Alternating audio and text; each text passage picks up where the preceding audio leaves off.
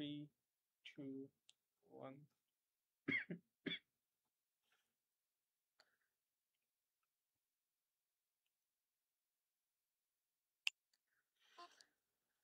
Hello hello everyone, আসসালামু আলাইকুম। আমি সাইফুর রহমান জুবায়ের চলে আসলাম নতুন আরেকটা লাইভ ক্লাসে। আজকে 11 number class, mission Khandakar GK লেকচারের 11 নাম্বার ক্লাস আজকে চলতেছে। তোমরা দেখতে পাচ্ছ যে 9 নাম্বার লেকচারে আমরা যেই কিছু পেজ বাকি ছিল সেগুলো আজকে শেষ করব। তারপরে কিন্তু আমরা 11 নাম্বার লেকচারের যে বাকি পার্ট সেটা কিন্তু শেষ করে ফেলবো, ঠিক আছে? সো যারা এখনো যুক্ত হও নাই দ্রুত যুক্ত হয়ে যাও। জুবায়ের ভাই ক্লাসে চলে আসছে, ক্লাস শুরু হয়ে যাচ্ছে। সবাইকে মেনশন করে দাও, বন্ধুদেরকে মেনশন করে দাও, প্রিয়তম সবাইকে মেনশন করে দাও। আর হচ্ছে পানি, হেডফোন আর খাতা কলম নিয়ে বসে যাও, ঠিক আছে? ওকে, সো অনেকদিন পরে হ্যাঁ share done, thank you Sakib Hossain. Okay, হ্যাঁ বেস্ট ক্লাস হবে ইনশাল্লাহ। সো সবাই চলে আসো। আজকে পড়াবো প্রথমে সংবিধান, কিছু বাকি ছিল তোমরা জানো যে 20 পেজের মতো বাকি ছিল, সেটা আগে শেষ করব। তারপরে হচ্ছে 305 থেকে 331 পেজ পড়াবো, ঠিক আছে? ওকে, আমি দেখতে পাচ্ছি আর কে কে আছে। ভাইয়া মিস করছিলাম আপনাকে, জুনায়েদ আহমেদ, থ্যাংক ইউ ভাইয়া। এই যে ভাইয়া চলে আসছি। ওকে, আচ্ছা সামি আহমেদ, ওয়ালাইকুম আসসালাম ভাইয়া। একটু সবাইকে মেনশন করে দাও যেহেতু আমার আসতে একটু লেট হয়ে গেছে টেকনিক্যাল প্রবলেমের কারণে। ওকে, শাহরিয়ার মাহমুদ রূপক, ওয়ালাইকুম আসসালাম। ওকে,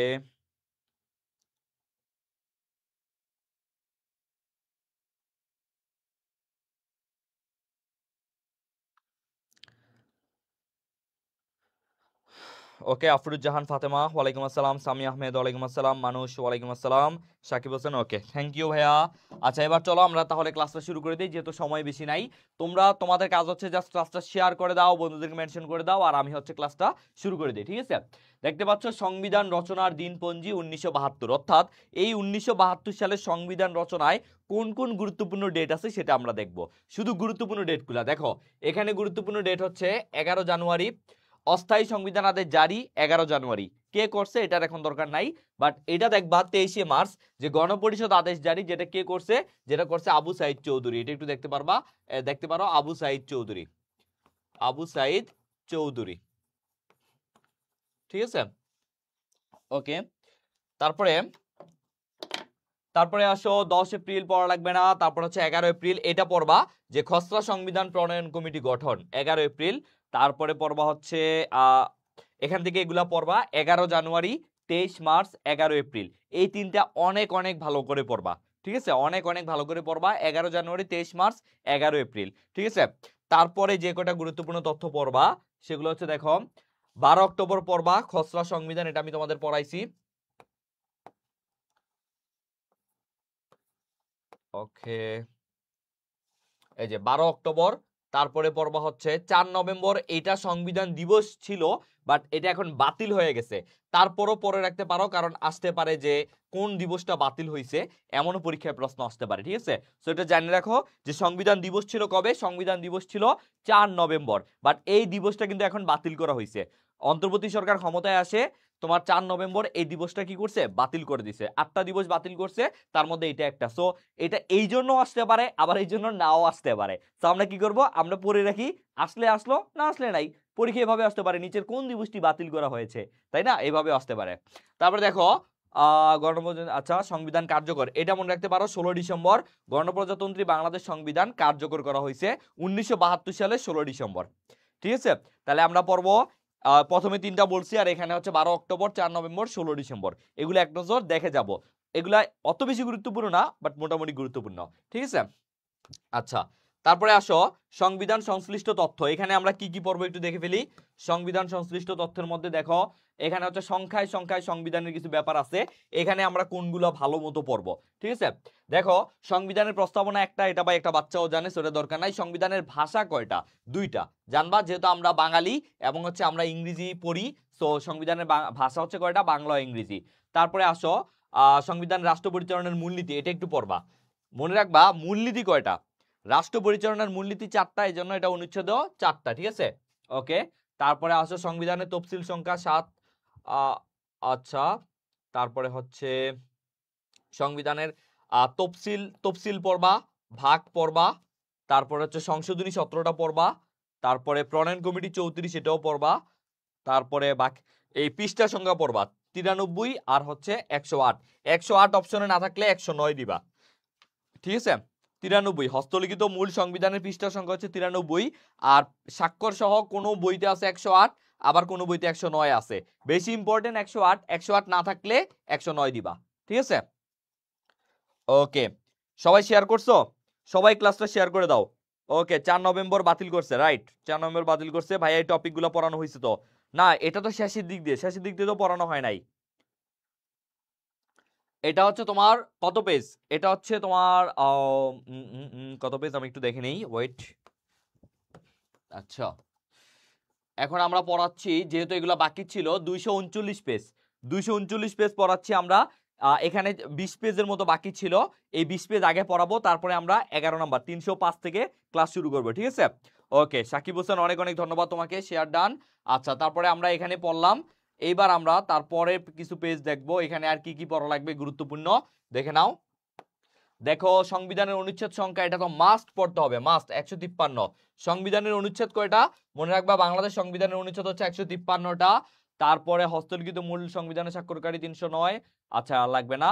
তারপরে দেখো, সংবিধানের ব্যক্তি, সংসদে সংরক্ষিত নারী আসন হচ্ছে 50টা, এটা আমরা সবাই জানি। এবং হচ্ছে জাতীয় সংসদে কোরাম সদস্য সংখ্যা 60, এটা খুব ভালো করে পড়বা। কোরাম, জাতীয় সদস্যে পরীক্ষায় আসে কোরাম সদস্য সংখ্যা কত। এখন তোমরা বলবা ভাইয়া কোরাম কি? কোরাম হচ্ছে, তোমরা যেমন ক্লাসে কোরাম করো না, যে এরা এটা দেখবা, যারা একটু কি বলে ব্রিলিয়ান্ট স্টুডেন্ট, তারা একটা একটা হচ্ছে কোরাম হয়, যারা ব্যাক বেঞ্চার তারা একটা কোরাম হয়, যারা মনে করো যে হচ্ছে নিজেদেরকে অনেক পশ ভাবে, যারা একটু ইউ টাইপের, তারা একটা গ্রুপ হয়। এমন দেখবে একটা ক্লাসে অনেক কোরাম হয়, তাই না? সো এটা কিন্তু এই কোরাম না, এই কোরাম হচ্ছে জাতীয় সংসদে যতক্ষণ পর্যন্ত 60 জন মেম্বার অফ পার্লামেন্ট উপস্থিত না হবে, ততক্ষণ পর্যন্ত সংসদের অধিবেশন শুরু হবে না। বুঝতে পারছো? তাহলে এইটা কিন্তু হচ্ছে 60 জন। তাহলে জাতীয় সংসদে কোরাম সদস্য সংখ্যা কত, মানে সংবিধানে কোরাম সদস্য সংখ্যা হচ্ছে 60 জন, ঠিক আছে। এটা হচ্ছে কোরাম, ঠিক আছে। কত ক্লাস থেকে কত পেজ পড়াচ্ছেন ভাইয়া? আজকের ক্লাসে আমি পড়াবো 240 থেকে 260 পর্যন্ত প্রথমে পড়াবো, তারপরে পড়াবো 305 থেকে 331। এখন 240 নাম্বার পেজটা বার করো, 240 নাম্বার পেজ বের করো, ঠিক আছে। ওকে, সংসদে নির্বাচিত সদস্য সংখ্যা 300, এটা আমরা সবাই জানি। কিন্তু যদি বলে মোট আসন, দেখো সংসদের নির্বাচিত সংসদ সদস্য কত তোমরা জানবা, সংসদের নির্বাচিত সদস্য সংখ্যা হচ্ছে 300। আর যদি বলে সংসদের মোট সদস্য কত, সংসদের মোট কিন্তু হচ্ছে 350, নির্বাচিত 300 আর মোট হচ্ছে 350 আসন, ঠিক আছে।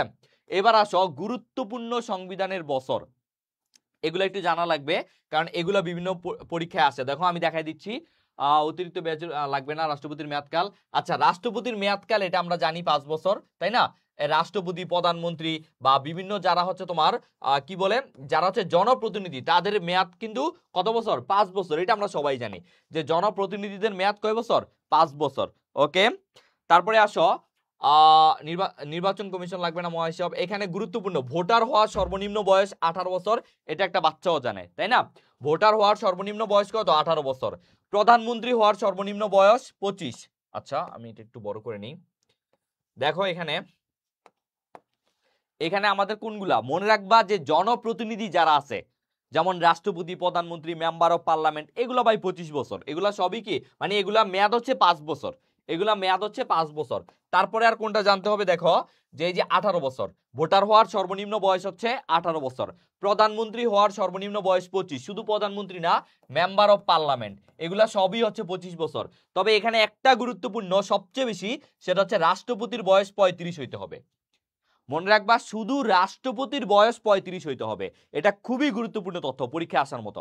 রাষ্ট্রপতির বয়স 35, আর বাকি যারা আছে তোমার মেম্বার অফ পার্লামেন্ট বা এমপি, প্রধানমন্ত্রী, তারপরে মনে করো ইউনিয়ন পরিষদের যারা আছে, তারাও কিন্তু তোমার হচ্ছে 25 বছর।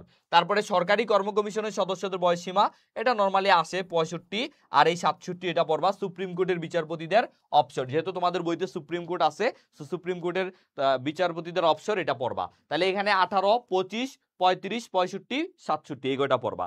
এই কয়টা পড়লেই তোমার গুরুত্বপূর্ণগুলো হয়ে যাবে, ঠিক আছে। ওকে, বুঝতে পারছো? সবাই কি ক্লাসটা শেয়ার করছো? আমি আজকে কম হইলো 100টা শেয়ার চাই। 100টা শেয়ার চাই আমি, ঠিক আছে? সবাই অ্যাটলিস্ট একটা করে শেয়ার করো, একটা করে শেয়ার করবা।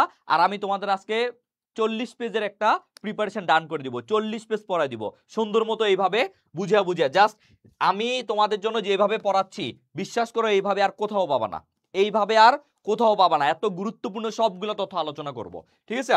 তো আসো, সংবিধানে গুরুত্বপূর্ণ দিন, এখানে কি কি পড়তে হবে এটা অনেকে বুঝে না। এখান থেকে কি কি পড়তে হবে ভাইয়া, জাস্ট দেখো যে প্রথমে রাষ্ট্রপতি যখন কোনো বিলে, দেখো এটা আমি ভালো করে আগে বুঝাই, রাষ্ট্রপতি কোনো বিল পুনরায় সংসদে পুনর্বিবেচনার জন্য প্রেরণ করলে সংসদ ওই বিল পুনরায় গ্রহণ করে রাষ্ট্রপতির কাছে পাঠালে তিনি 7 দিনের মধ্যে তাতে সম্মতি দিবেন। দেখো মনে করো আমাদের জাতীয় সংসদ থেকে একটা বিল পাস হবে, জাতীয় সংসদ থেকে একটা বিল পাস হবে যে মনে করো বাংলাদেশে যারা ক্রিকেটার আছে তারা এখন আর ক্রিকেট খেলতে পারবে না, এদেরকে দিয়ে আর আমরা ক্রিকেট খেলাবো না, এরা মানে প্রতি ম্যাচে আমাদের হার্ট অ্যাটাক করে দেয়, এরা খেলতে পারে না, খুবই বাজে অবস্থা। এজন্য মনে করো আমাদের জাতীয় সংসদ থেকে একটা বিল পাস হয়েছে যে এই বাংলাদেশ ক্রিকেট, যে ম্যানস ক্রিকেট এটা আর হবে না এখন থেকে। তো এটা এখন তো এটা জাতীয় সংসদে যারা এমপি আছে তারা পাস করতে পারবে না, তারা মনে করো এটা আইনটা করলো, করার পরে সেটা পাঠাবে কাকে, পাঠাবে রাষ্ট্রপতিকে। এখন রাষ্ট্রপতির কাছে গেছে, রাষ্ট্রপতি ভাবলো আচ্ছা বাংলাদেশের মানুষ এই মনে করো যে কৃষকদের দেশে আবার ক্রিকেট আনলো কে, তারপরে যেহেতু এত মানুষ এটা এনজয় করে তাহলে আমি আর একটু এটা ভাবার জন্য তাদের সময় দেই, যে তারা চাইলে এটা একটা নির্দিষ্ট সময় পর্যন্ত দিতে পারে, ঠিক আছে? যে তারা যদি পরপর এত ম্যাচ হারে তাহলে এদেরকে আর খেলাবো না আমরা, বা এদের বেতন কমাই দিব। তো তারপরে তিনি রাষ্ট্রপতি ভাবলো বিবেচনার জন্য, পুনর্বিবেচনার জন্য আবার এটা জাতীয় সংসদে পাঠাইলো। তখন আবার জাতীয় সংসদে যারা আছে তারা যদি পুনর্বিবেচনা করে তারপর আবার সেটা রাষ্ট্রপতির কাছে পাঠায়, তখন 7 দিনের মধ্যে রাষ্ট্রপতি সেটাতে সম্মতি দিতে হবে।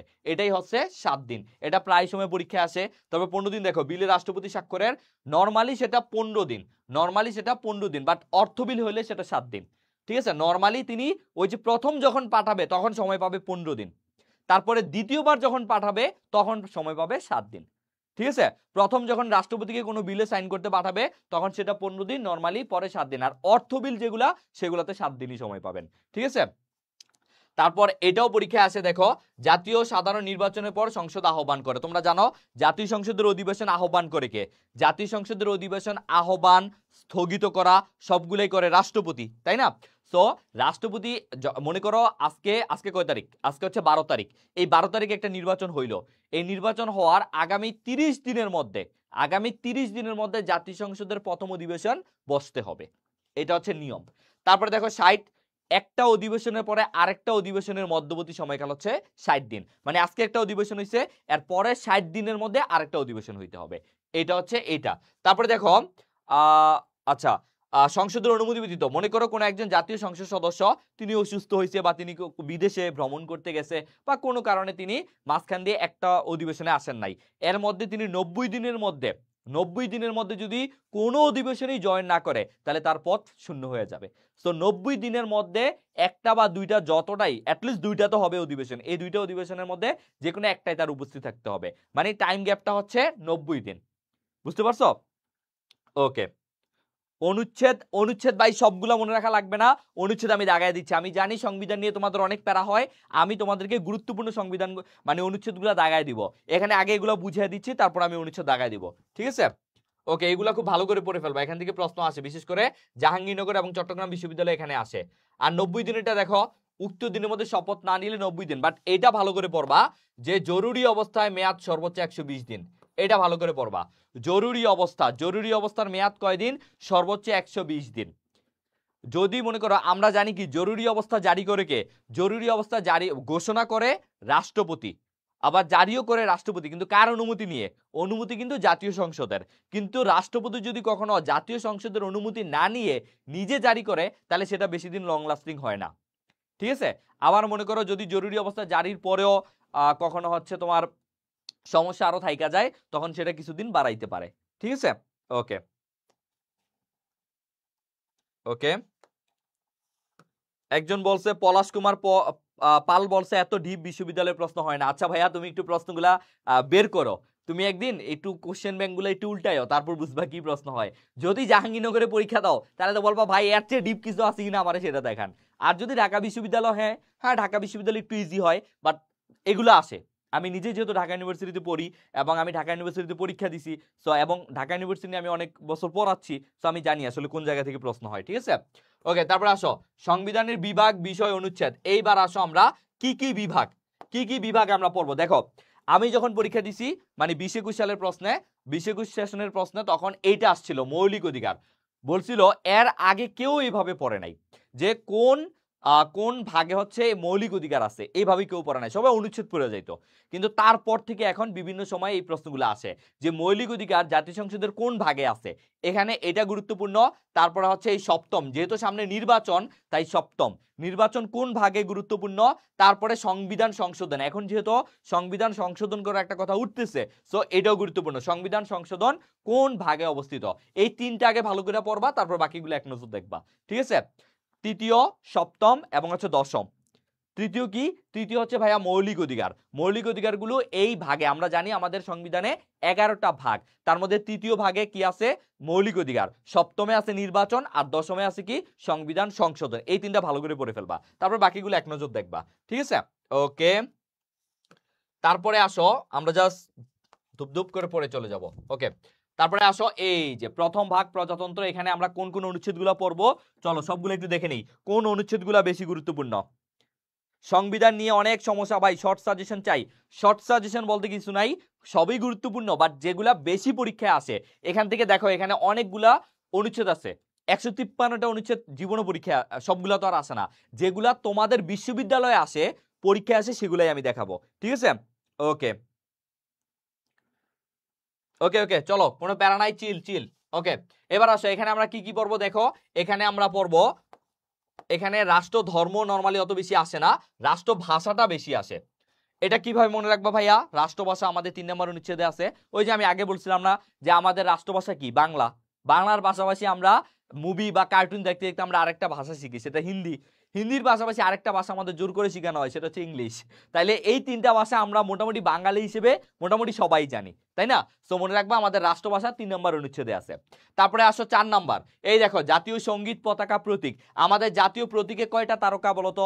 জাতীয় প্রতীকে 4টা তারকা। এটা ঢাকা ইউনিভার্সিটির বিভিন্ন পরীক্ষায় আসে। সো মনে রাখবা জাতীয় প্রতীক, সঙ্গীত, পতাকা সবগুলাই 4 নম্বর অনুচ্ছেদে আছে। তারপরে আসো রাজধানী ঢাকা। এটা কেমনে মনে রাখবা? মনে রাখবা ঢাকা বাংলার রাজধানী হয়েছে এ পর্যন্ত কয়বার? 5 বার হয়েছে। তাহলে এই ঢাকাও কয়বার? দেখো প্রজাতন্ত্রের রাজধানী ঢাকা, এটা 5 নম্বর অনুচ্ছেদে আছে। তারপরে সবচেয়ে গুরুত্বপূর্ণ যে এই যে দেখো আমি দেখাই, এই যে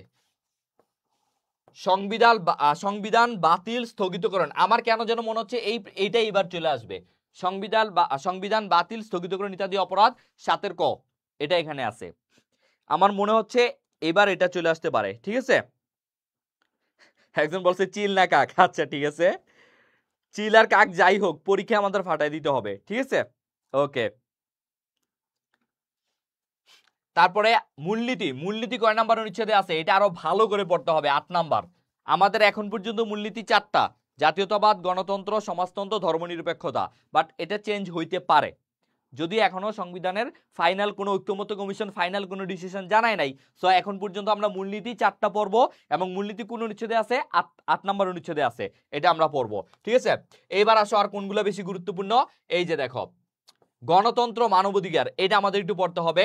গণতন্ত্র, মানবাধিকার এটা পড়তে হবে। তারপরে হচ্ছে তোমার পড়তে হবে 17 নাম্বার। দেখো এই বছর বিসিএস এটা আসছে যে কোনটা মৌলিক অধিকার নয়, নিচে কোনটা মৌলিক অধিকার নয়, সেখানে অপশনে শিক্ষা ছিল, শিক্ষার অধিকার। অনেকে ভাবছে আরে ভাই শিক্ষা তো এটা একটা মৌলিক অধিকার, এটা তো অবশ্যই হবে, কিন্তু শিক্ষা কিন্তু মৌলিক অধিকার না। মৌলিক অধিকার হচ্ছে তোমার 36 থেকে 44 নম্বর অনুচ্ছেদ যেগুলো আছে। দেখো এটা হচ্ছে তোমার প্রথম ভাগে, প্রজাতন্ত্রের ভাগে, সরি দ্বিতীয় মূলনীতির মধ্যে। সো এটা কিন্তু তোমার অবৈতনিক ও বাধ্যতামূলক শিক্ষা, এটা কিন্তু মৌলিক অধিকারের মধ্যে পড়ে নাই। সো এই প্রশ্নটা আবার তোমার বিশ্ববিদ্যালয় কোনো একটা পরীক্ষায় চলে আসতে পারে, ভালো করে মনে রাখবা। এই শিক্ষা 17 নাম্বার, শিক্ষা 17 মনে রাখবা, শিক্ষা 17 এইভাবে এটা পড়ে ফেলবা, যা শেষ। এটা কিন্তু কোনো মৌলিক অধিকার না, ঠিক আছে, 17 নাম্বার। তারপর আসো, তারপরে আর কোনটা গুরুত্বপূর্ণ আমি দেখাই। দেখো 22, এই যে 22 নাম্বারটা একটু ভালো করে পড়বা। 22 নাম্বার নির্বাহী বিভাগ থেকে বিচার বিভাগ আলাদা করা হয়েছে, 22 নাম্বার, এটা খুব ভালো করে পড়বা, প্রায় এটা পরীক্ষায় আসে। তারপরে 23-এর ক পড়বা, উপজাতীয় ক্ষুদ্র নিগোষ্ঠী। উপজাতি ক্ষুদ্র নিগোষ্ঠী সম্পর্কে হচ্ছে কোথায় বলা হয়েছে? 23-এর ক অনুচ্ছেদে বলা হয়েছে। তারপরে পড়বা হচ্ছে ওকে, এবার আমরা মৌলিক অধিকার পড়ব। মৌলিক অধিকার একটু বেশি গুরুত্বপূর্ণ, কারণ মৌলিক অধিকার থেকে প্রশ্নটা বেশি হয়। তো মৌলিক অধিকারে আমরা কি কি পড়বো দেখো। মৌলিক অধিকার 26 থেকে আছে। এই 27 নাম্বার পর্ব আইনের দৃষ্টিতে সবাই সবাই সমান, এটা পড়বো আমরা। তারপরে 29 নাম্বার পর্ব, এটা বিশেষ করে বিসিএস এ আসে, সরকারি নিয়োগ লাভের সুযোগী সমতা। তারপর আমরা পড়ে রাখবো, অনেক সময় বিসিএস এর প্রশ্ন আমাদের এখানে রিপিট করে। তারপরে হচ্ছে আমরা পড়বো এই যে 36 নাম্বার পর্ব চলাফেরার স্বাধীনতা। 36 নাম্বার পর্ব চলাফেরার স্বাধীনতা। ঠিক আছে, সবাই সবাই দাগাইছো? ডান লিখো। সবাই যদি দাগাইতে পারো তাহলে ডান লিখো। ভাই ঢাকা কয়বার রাজধানী হয়েছে এটা খন্দকার জিকেতে নাই, কি বলে? এটা আমি নিজে সহ পড়াইছি, আছে আছে। ঢাকা বাংলার রাজধানী হয়েছে টোটাল 5 বার। সবাই একটু ডান লিখো। দাগাই, এখন পর্যন্ত সবাই দাগাইছো? দাগাইলে ডান লিখো, দ্রুত দ্রুত একটু ডান লিখে আমাকে জানাও। সবাই সবাই একটু আমাকে জানাও যদি এতটুকু পর্যন্ত দাগানো হয়। এই 100 শেয়ার হয় নাই, মাত্র 42টা শেয়ার হয়েছে, আরো শেয়ার চাই, আরো 100 শেয়ার বানাইতে হবে আজকে। ওকে, ডান ডান, ওকে, থ্যাংক ইউ থ্যাংক ইউ। এই যে তোমরা কত সুন্দর করে আমাকে জানাও, দেখছো আমার খুব ভালো লাগে। তোমরা, আমি তোমাদের ভালো একটা ক্লাস নিব যদি তোমরা আমার মন ভালো রাখো। আমাকে জানাবা, শেয়ার করে ভাইয়ার মন ভালো করে দাও, আর ভাইয়াকে জানাবা যে কোথাও সমস্যা হইলে, ঠিক আছে? তারপরে দেখো সংগঠনের স্বাধীনতা, এটা আমাদের পড়ে লাভ নাই, এটা বিসিএস এর জন্য দরকার। কিন্তু কিন্তু ভাইয়া আমাদের যেটা পড়তে হবে, চিন্তা ও বিবেকের স্বাধীনতা 39 নাম্বার, এটা আমাদের ভালো করে পড়তে হবে। তারপরে ধর্মীয় স্বাধীনতা, এটা 100%।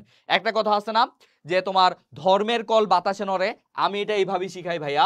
ধর্মের কল 41-এ নড়ে, ধর্মের কল 41-এ নড়ে, এইভাবে আমি পড়াই দিছিলাম। পরে তার কিছুদিন পরে জাহাঙ্গীরনগরে পরীক্ষা হয়েছিল, এই প্রশ্নটাই আসছে, এবং স্টুডেন্টরা বের হয়ে বলছে ভাই আপনার এটা কাজে লাগছে, মানে এটা মনে আছে। এটা নর্মালি কেউ 41-এ ধর্মীয় স্বাধীনতা মনে থাকে না, কিন্তু এই যে আমি একটা নর্মাল ট্রিক শিখিয়ে দিছি, ধর্মের কল 41-এ নড়ে। আগে বলতাম ধর্মের কল বাতাসে নড়ে, এখন বলি ধর্মের কল 41-এ নড়ে, শেষ। এটার মনে থাকার কোনো প্যারা নাই। তারপরে আসো, তারপরে আমরা কোনটা দেখবো, নির্বাহী বিভাগ। এবার হচ্ছে আমরা দেখবো রাষ্ট্রপতি প্রধানমন্ত্রী, যেহেতু এখন নাই সেগুলো এখন একটু কম গুরুত্বপূর্ণ। রাষ্ট্রপতির অভিশংসনটা একটু আমরা জানবো, কারণ সামনে রাষ্ট্রপতির অভিশংসন হওয়ার চান্স নাই, যদি হয় আর কি, 52 নাম্বার। ঠিক আছে, রাষ্ট্রপতির অভিশংসন এটা জানা রাখো, 52 নাম্বারে আছে, ঠিক আছে? তারপরে আমরা যেটা পড়বো এখানে আর কি আছে, প্রধানমন্ত্রী যেহেতু আপাতত নাই, নির্বাচনের আগে মানে পরীক্ষার আগে আর হওয়ার সম্ভাবনা নাই, সেগুলা একটু কম গুরুত্বপূর্ণ। অ্যাটর্নি জেনারেল আমরা পড়বো 64 number, attorney general. Attorney general তো বুঝো তাই না, সরকারের আইনজীবী। অ্যাটর্নি জেনারেল হচ্ছে বাংলাদেশ সরকারের আইনজীবী, ঠিক আছে? বাংলাদেশ সরকারের, যেমন নরমালি কোনো প্রতিষ্ঠানে যেমন আইনজীবী থাকে বা লয়ার থাকে, তেমনি সরকারের একজন আইনজীবী থাকে। সরকার যখন বিদেশিদের সাথে চুক্তি করে বা দেশের কারোর সাথে কোনো কিছু নিয়ে গ্যাঞ্জাম লাগে, তখন তার আইনজীবী হিসেবে কাজ করে কে? অ্যাটর্নি জেনারেল কাজ করে। আর অ্যাটর্নি জেনারেলকে নিয়োগ দেয় কে? অ্যাটর্নি জেনারেলকে নিয়োগ দেয় রাষ্ট্রপতি। মনে রাখবা, অ্যাটর্নি জেনারেলকে নিয়োগ দেয় রাষ্ট্রপতি, এবং এই অ্যাটর্নি জেনারেলের কোনো মেয়াদও নাই, কোনো শপথও নাই। খুব ভালো করে মনে রাখবা, তার কিন্তু কোনো মেয়াদও নাই, কোনো শপথও নাই। কারণ মেয়াদ নাই কেন? রাষ্ট্রপতি যখন ইচ্ছা তখন তাকে ইন করতে পারে, যখন ইচ্ছা তখন তাকে আউট করতে পারে। আবার তার শপথ নাই কেন? কারণ রাষ্ট্রপতি যে শপথটা নেয় সেই শপথটাই অ্যাটর্নি জেনারেলের শপথ হয়ে যায়, ঠিক আছে? সো এটা ভালো করে পড়বা অ্যাটর্নি জেনারেল সম্পর্কে। অ্যাটর্নি জেনারেল সম্পর্কে অনেক পরীক্ষায় প্রশ্ন আসে। ওকে, এবার দেখো সামনে যেহেতু নির্বাচন, তাই আমরা এখান থেকে একটু পড়বো সংসদীয় নির্বাচিত। আচ্ছা, তারপরে আমরা দেখবো হচ্ছে এখানে আর কি কি আছে। রাজনীতি, ওকে ওকে। এই যে 77 নাম্বারটা একটু পড়বো আমরা, ন্যায়পাল। 77 নাম্বারটা আমরা একটু পড়বো, ন্যায়পাল। এটা ভালো করে পড়তে হবে, যদিও নাই। ন্যায়পাল আসলে কি? ন্যায়পাল হচ্ছে রাষ্ট্রপতির অধীনে একজন সরকারি কর্মকর্তা, যিনি মনে করা হচ্ছে প্রধানমন্ত্রী থেকে শুরু করে যতজন আছে, যত রাষ্ট্র মানে হচ্ছে তোমার সরকারি কর্মকর্তা কর্মচারী আছে, তাদের আর্থিক নৈতিক সকল কিছুর যে কোনো সময়ে তাদের হচ্ছে জবাবদিহির আওতায় আনতে পারেন, তিনি হচ্ছে ন্যায়পাল। আর তিনি শুধুমাত্র কি করে? তিনি শুধুমাত্র হচ্ছে রাষ্ট্রপতির কাছে তার রিপোর্ট দেয়, রাষ্ট্রপতির কাছে রিপোর্ট দেয়, আর কারোর কাছে রিপোর্ট দেয় না, ঠিক আছে? ওকে, তারপরে আসো সংসদ সদস্যদের, ওকে ওকে ওকে। অর্থবিল 81। ওকে, এই যে দেখো এখানে 93 একটা অনুচ্ছেদ আছে, অধ্যাদেশ প্রণয়ন ক্ষমতা। মনে রাখবা, অধ্যাদেশ প্রণয়ন ক্ষমতা কার? একমাত্র রাষ্ট্রপতির। অধ্যাদেশ প্রণয়ন ক্ষমতা কার? রাষ্ট্রপতির। এটা পরীক্ষায় আসে যে অধ্যাদেশ প্রণয়ন করতে পারে কে? অধ্যাদেশ প্রণয়ন করতে পারে একমাত্র কে? রাষ্ট্রপতি। ঠিক আছে, ওকে। তারপরে আসো বিচারক নিয়োগ 95, এটা একটু পড়বো আমরা। সুপ্রিম কোর্ট প্রতিষ্ঠা 94, এখানে 94, এটা আমাদের অত বেশি গুরুত্বপূর্ণ না, আমাদের লাগবে হচ্ছে 95 বিচারক নিয়োগ। কারণ বাংলাদেশের প্রধান বিচারপতিকে, এটা পরীক্ষায় আসছে গত বছর ঢাকা বিশ্ববিদ্যালয়ে, তো এই বছর আসতে পারে বিচারক নিয়োগ। এটা কত নাম্বার? যদিও এটা বিশেষ করে যেহেতু তোমাদের যেগুলাতে ল ইউনিট বা ল আছে, যে ইউনিটগুলোতে আইন আছে, সেখানে কিন্তু এই ধরনের প্রশ্ন হয়। ঠিক আছে, আইনের প্রশ্নগুলোতে এই বিচারক নিয়োগ এটা থাকে। ঠিক আছে, সো এটা একটু পড়বা। ভাইয়া আমার অনলাইন ক্লাস করতে অনেক বিরক্ত লাগে, কিন্তু আপনার ক্লাস করতে ভালো লাগে। থ্যাংক ইউ অ্যালন বয়। তুমি এখন আর অ্যালন নাই, তুমি এখন আমাদের কি বলে, তুমি হচ্ছে এখন আমাদের খন্দকার জিকের একজন সদস্য। ওকে, তারপরে আসো বিচারকদের। আচ্ছা, সুপ্রিম কোর্ট, অতিরিক্ত সুপ্রিম কোর্ট আসন। আচ্ছা, এখানে একটা গুরুত্বপূর্ণ আছে যেটা আমার পরীক্ষার সময় আসছিল, এই যে দেখো 108, এই যে অনেক অনেক গুরুত্বপূর্ণ। এটা প্রথমে বিসিএস এ আসছিল, বিসিএস এর পরে ঢাকা ইউনিভার্সিটিতে আসছে, তারপরে আবার বিসিএস এ আসছে, আবার ঢাকা ইউনিভার্সিটিতে আসছে। ঠিক আছে, court of record. Court of record রূপে কে ছিল? আমাদের সময় প্রশ্নটা আসছিল এইভাবে, কোর্ট অফ রেকর্ড কোনটি? হাইকোর্ট, সুপ্রিম কোর্ট, তারপর হচ্ছে ম্যাজিস্ট্রেট কোর্ট, তারপরে আরো কিছু ছিল, এটা হবে সুপ্রিম কোর্ট। এটা এত অনেকের কাছে এটা খুবই কনফিউজ লাগছিল, বাট আমি এটা পারছিলাম, এটা supreme court. Court of record রূপে কি ছিল? Supreme court. আবার আবার আসছিল যে এই কোর্ট অফ রেকর্ড যে সুপ্রিম কোর্ট, এটা কত নাম্বার অনুচ্ছেদে বলা আছে? এটা 108 নাম্বার অনুচ্ছেদে বলা আছে। এটা কেন বলা হয়? সহজ কথা আমি বলি, কোর্ট অফ রেকর্ড বাংলাদেশের যত বিচার, যত আদালত আছে, যত আদালতে যত বিচার হয়েছে, সবগুলা রিপোর্ট কোথায় সংরক্ষণ করা আছে? রেকর্ডগুলা সবগুলা রেকর্ড করা আছে আমাদের সুপ্রিম কোর্টে, এগুলা সব বিচারের নথিপত্র জমা আছে, এই জন্য এটাকে বলা হয় কোর্ট অফ রেকর্ড হচ্ছে সুপ্রিম কোর্ট। ঠিক আছে, কোর্ট অফ রেকর্ড বলা হয় সুপ্রিম কোর্টকে। ওকে, হ্যাঁ আমি ক্লাস নিব, আমি তোমাদের ডেইলি ক্লাস নিব, কোনো সমস্যা নাই। সপ্তাহে তো আমার 2 দিন ছুটি লাগে, তাই না? আমার তো মনে করো নিজেরও কিছু পড়াশোনা আছে, আমার নিজেরও ফাইনাল সামনে, সো একটু পড়াশোনা টাইম দেওয়া লাগে, যেহেতু তোমাদেরও ক্লাস নেই, আবার আমার নিজেরও কিছু পড়াশোনা থাকে, এই জন্য আমার সপ্তাহে 2 দিন হয়তো মিস হবে, বাট বাকি 4 থেকে 5 দিন আমি ক্লাস নেব ইনশাল্লাহ, কোনো সমস্যা নাই। ঠিক আছে, ওকে। তারপরে আসো এখানে আর কি কি পড়বা? এই যে নির্বাচন সামনে, কি সামনে হচ্ছে নির্বাচন, নির্বাচন না পড়লে হবে 118 নাম্বার, নির্বাচন কমিশন প্রতিষ্ঠা। এই প্রশ্নটা কেন জানি মনে হচ্ছে আইসিই পড়ছে। প্রশ্ন ফাঁস করে দিলাম, যাও প্রশ্ন ফাঁস করে দিলাম, প্রশ্ন ফাঁস করে দিলাম। নির্বাচন কমিশন প্রতিষ্ঠা সংবিধানে কত নম্বর অনুচ্ছেদে বলা আছে? 118 নম্বর অনুচ্ছেদে বলা আছে। ঠিক আছে, তারপরে আসো প্রতি এলাকার জন্য একটি মাত্র ভোটার তালিকা, বাকিগুলো অত গুরুত্বপূর্ণ না, আসলে তোমাদের এটাই আসবে 118 নাম্বার। ঠিক আছে, তারপরে মহা হিসাব নিরীক্ষক, এগুলো অত গুরুত্বপূর্ণ না তোমাদের জন্য। বাংলাদেশের কর্ম বিভাগ, আচ্ছা নিয়োগ, আচ্ছা কর্ম বিভাগ, এইটা একটু গুরুত্বপূর্ণ যেহেতু বিসিএস, এটা একটু জানতে হবে আমাদের। 137 নাম্বার কর্ম কমিশন মানে কি? কর্ম কমিশন হচ্ছে Bangladesh civil service, Bangladesh civil service যেটা কর্ম কমিশন, এটা হচ্ছে 137 কর্ম কমিশন, এটা আমাদের জানতে হবে। ওকে, 137। ভাইয়া এবার বিসিএস এর এক্সামের কোশ্চেন তো খুব হার্ড হইছে, ওই রকম কি এডমিশন? কি বলো, বাংলাদেশ পার্ট ইন্টারনাল মানে যেগুলা বাংলাদেশ আর ইন্টারনাল মানে যেগুলা সাধারণ জ্ঞান, ওইগুলা কি খুব কঠিন হইছে? আমার কাছে তো মনে হইছে ইজি হইছে, অত কঠিন তো হয় নাই। বিসিএস অনুযায়ী খুবই সহজ হইছে, তোমাদের কাছে হয়তো একটু কঠিন লাগতে পারে, বাট বিসিএস অনুযায়ী খুবই সহজ এগুলা প্রশ্ন, বুঝছো? মানে একদম বেসিক কোশ্চেন হইছে বিসিএস অনুযায়ী, তোমাদের কাছে একটু কঠিন মনে হইতে পারে, বাট বিসিএস এর জন্য এগুলো খুব সহজ প্রশ্ন হইছে। এই যে 141, একদম দাগাই দিলাম, ভালো করে দাগাও, একদম সিল মাইরা দাও।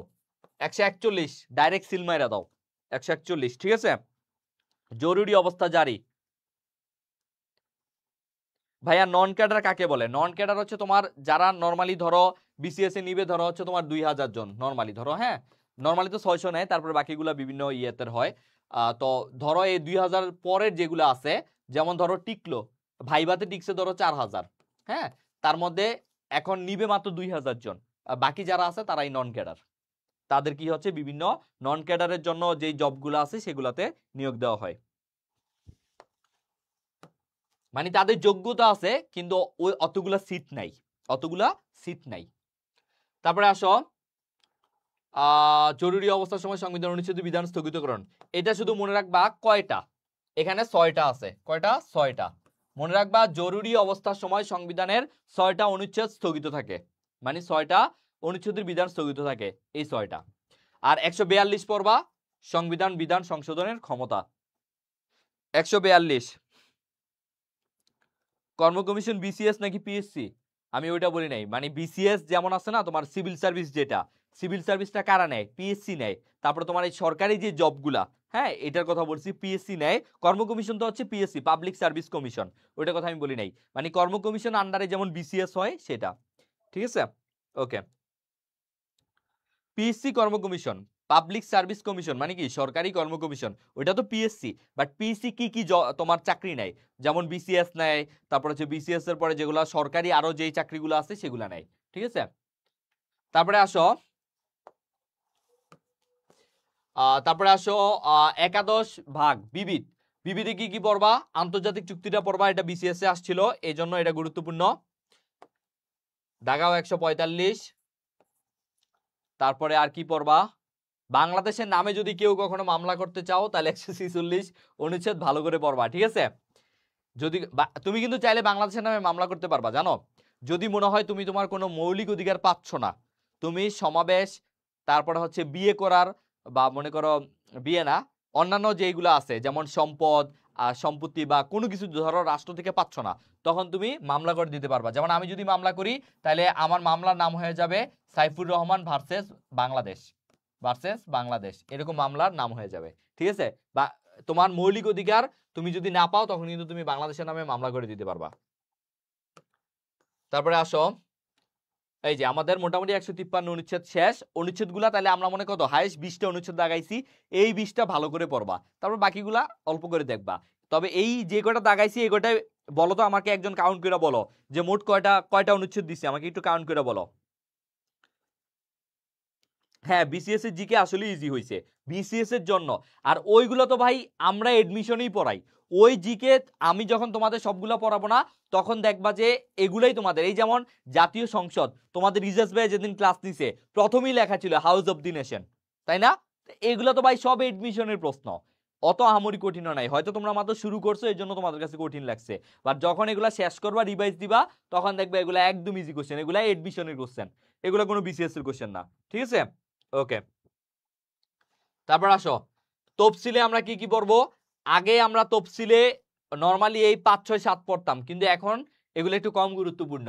এখন আমরা পড়ব 3 নাম্বার পর্ব শপথ ঘোষণা, ক্রান্তিকালীন অস্থায়ী বিধান পর্ব, 7 মার্চ পড়ব না, 26 মার্চ পড়ব না, সপ্তম পর্ব স্বাধীনতার ঘোষণাপত্র। এই যে যদি বলা হয় স্বাধীনতার ঘোষণাপত্র কোন তফসিলে লেখা আছে বা কোন তফসিলে আছে তাহলে সেটা সপ্তম।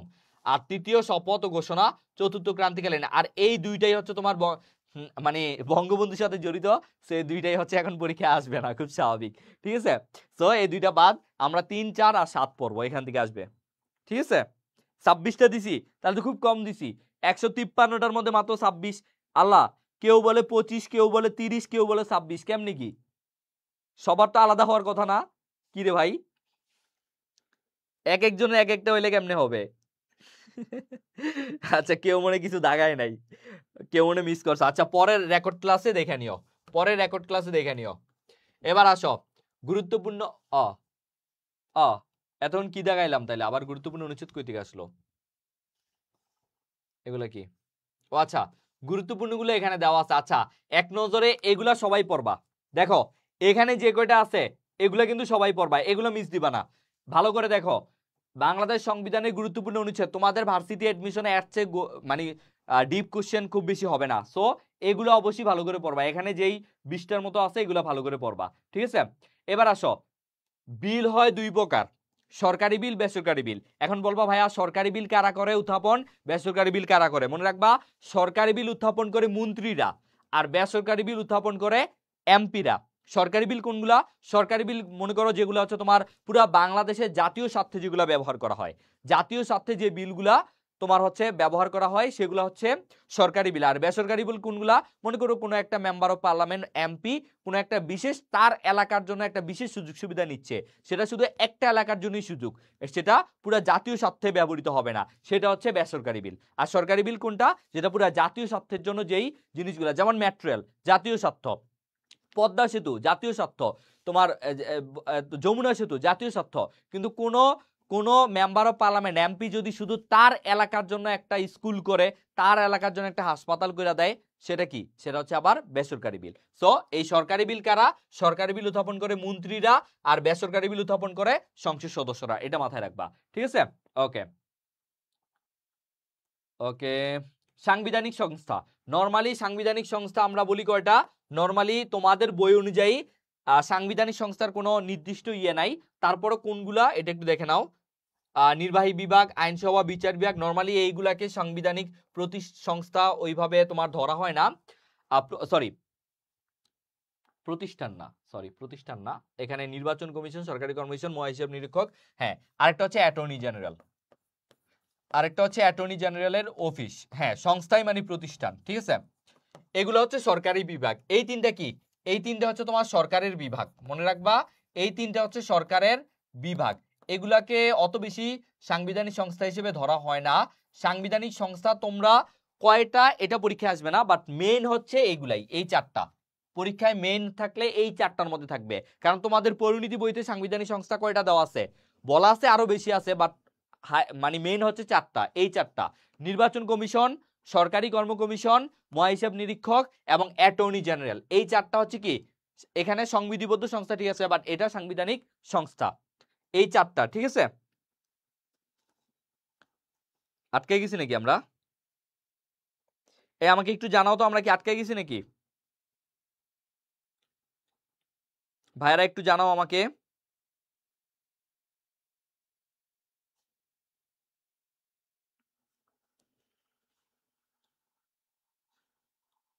ওকে, আমরা কি আটকাইছি?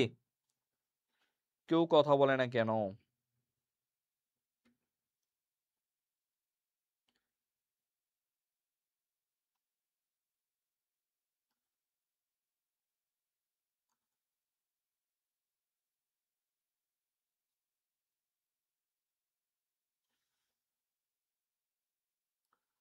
না ভাইয়া, ওকে ওকে, ঠিক আছে, okay, all clear simple, all clear simple, okay. এবার আসো, তারপরে দেখো এখানে বলা আছে সংবিধি সংস্থা, সংবিধিবদ্ধ সংস্থা দুইটা। সংবিধিবদ্ধ সংস্থা মানে কি? মানে দেখো, অ্যাটর্নি জেনারেল একমাত্র সাংবিধানিক পদের ব্যক্তি যাকে শপথ পড়তে হয় না, রাষ্ট্রপতির অঙ্গীকার তার শপথ। আর হচ্ছে ন্যায়পাল, এই পদ শূন্য আছে। তার মানে আমাদের মনে রাখবা শুধু সংবিধিবদ্ধ পদ হচ্ছে বা সংস্থা হচ্ছে দুইটা, কি কি? একটা হচ্ছে অ্যাটর্নি জেনারেল, আর একটা হচ্ছে ন্যায়পাল। এই দুইটার শপথ নাই। তো অ্যাটর্নি জেনারেল যে তিনি বা আছেন তার শপথ নাই, আর ন্যায়পাল এই পদে এখনো কাউকে নিয়োগই দেয় নাই। সো সংবিধিবদ্ধ সংস্থা কয়টা বা পদ কয়টা? দুইটা, এটা একটু ভালো করে মনে রাখবা। আর সাংবিধানিক পদ সমূহ দেখো, বিসিএস এই বছর প্রশ্নটা আসছে, এটা হচ্ছে ওয়ারেন্ট অফ প্রিসিডেন্ট। মানে যদি মনে করো আমি এখান থেকে একজন পিক করি, মনে করো এখানে কি আছে, স্বর্ণা দেবনাথ।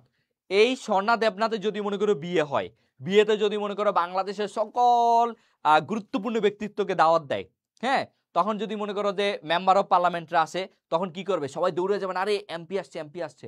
কিন্তু একটু পরে যদি দেখে স্পিকার আসছে, তখন আবার এমপি রে বাদ দেখবে, আরে স্পিকার আসছে, স্পিকারের বেশি খাতির যত্ন করবে। তার একটু পরে যদি দেখে আরে প্রাইম মিনিস্টার আসছে, তখন তো আরো বেশি সম্মান করবে। আর প্রাইম মিনিস্টারের পরে যদি দেখে আবার রাষ্ট্রপতি আসছে, তাহলে প্রাইম মিনিস্টারের সরে দিয়ে আবার রাষ্ট্রপতিকে বেশি গুরুত্ব দিবে, তাই না?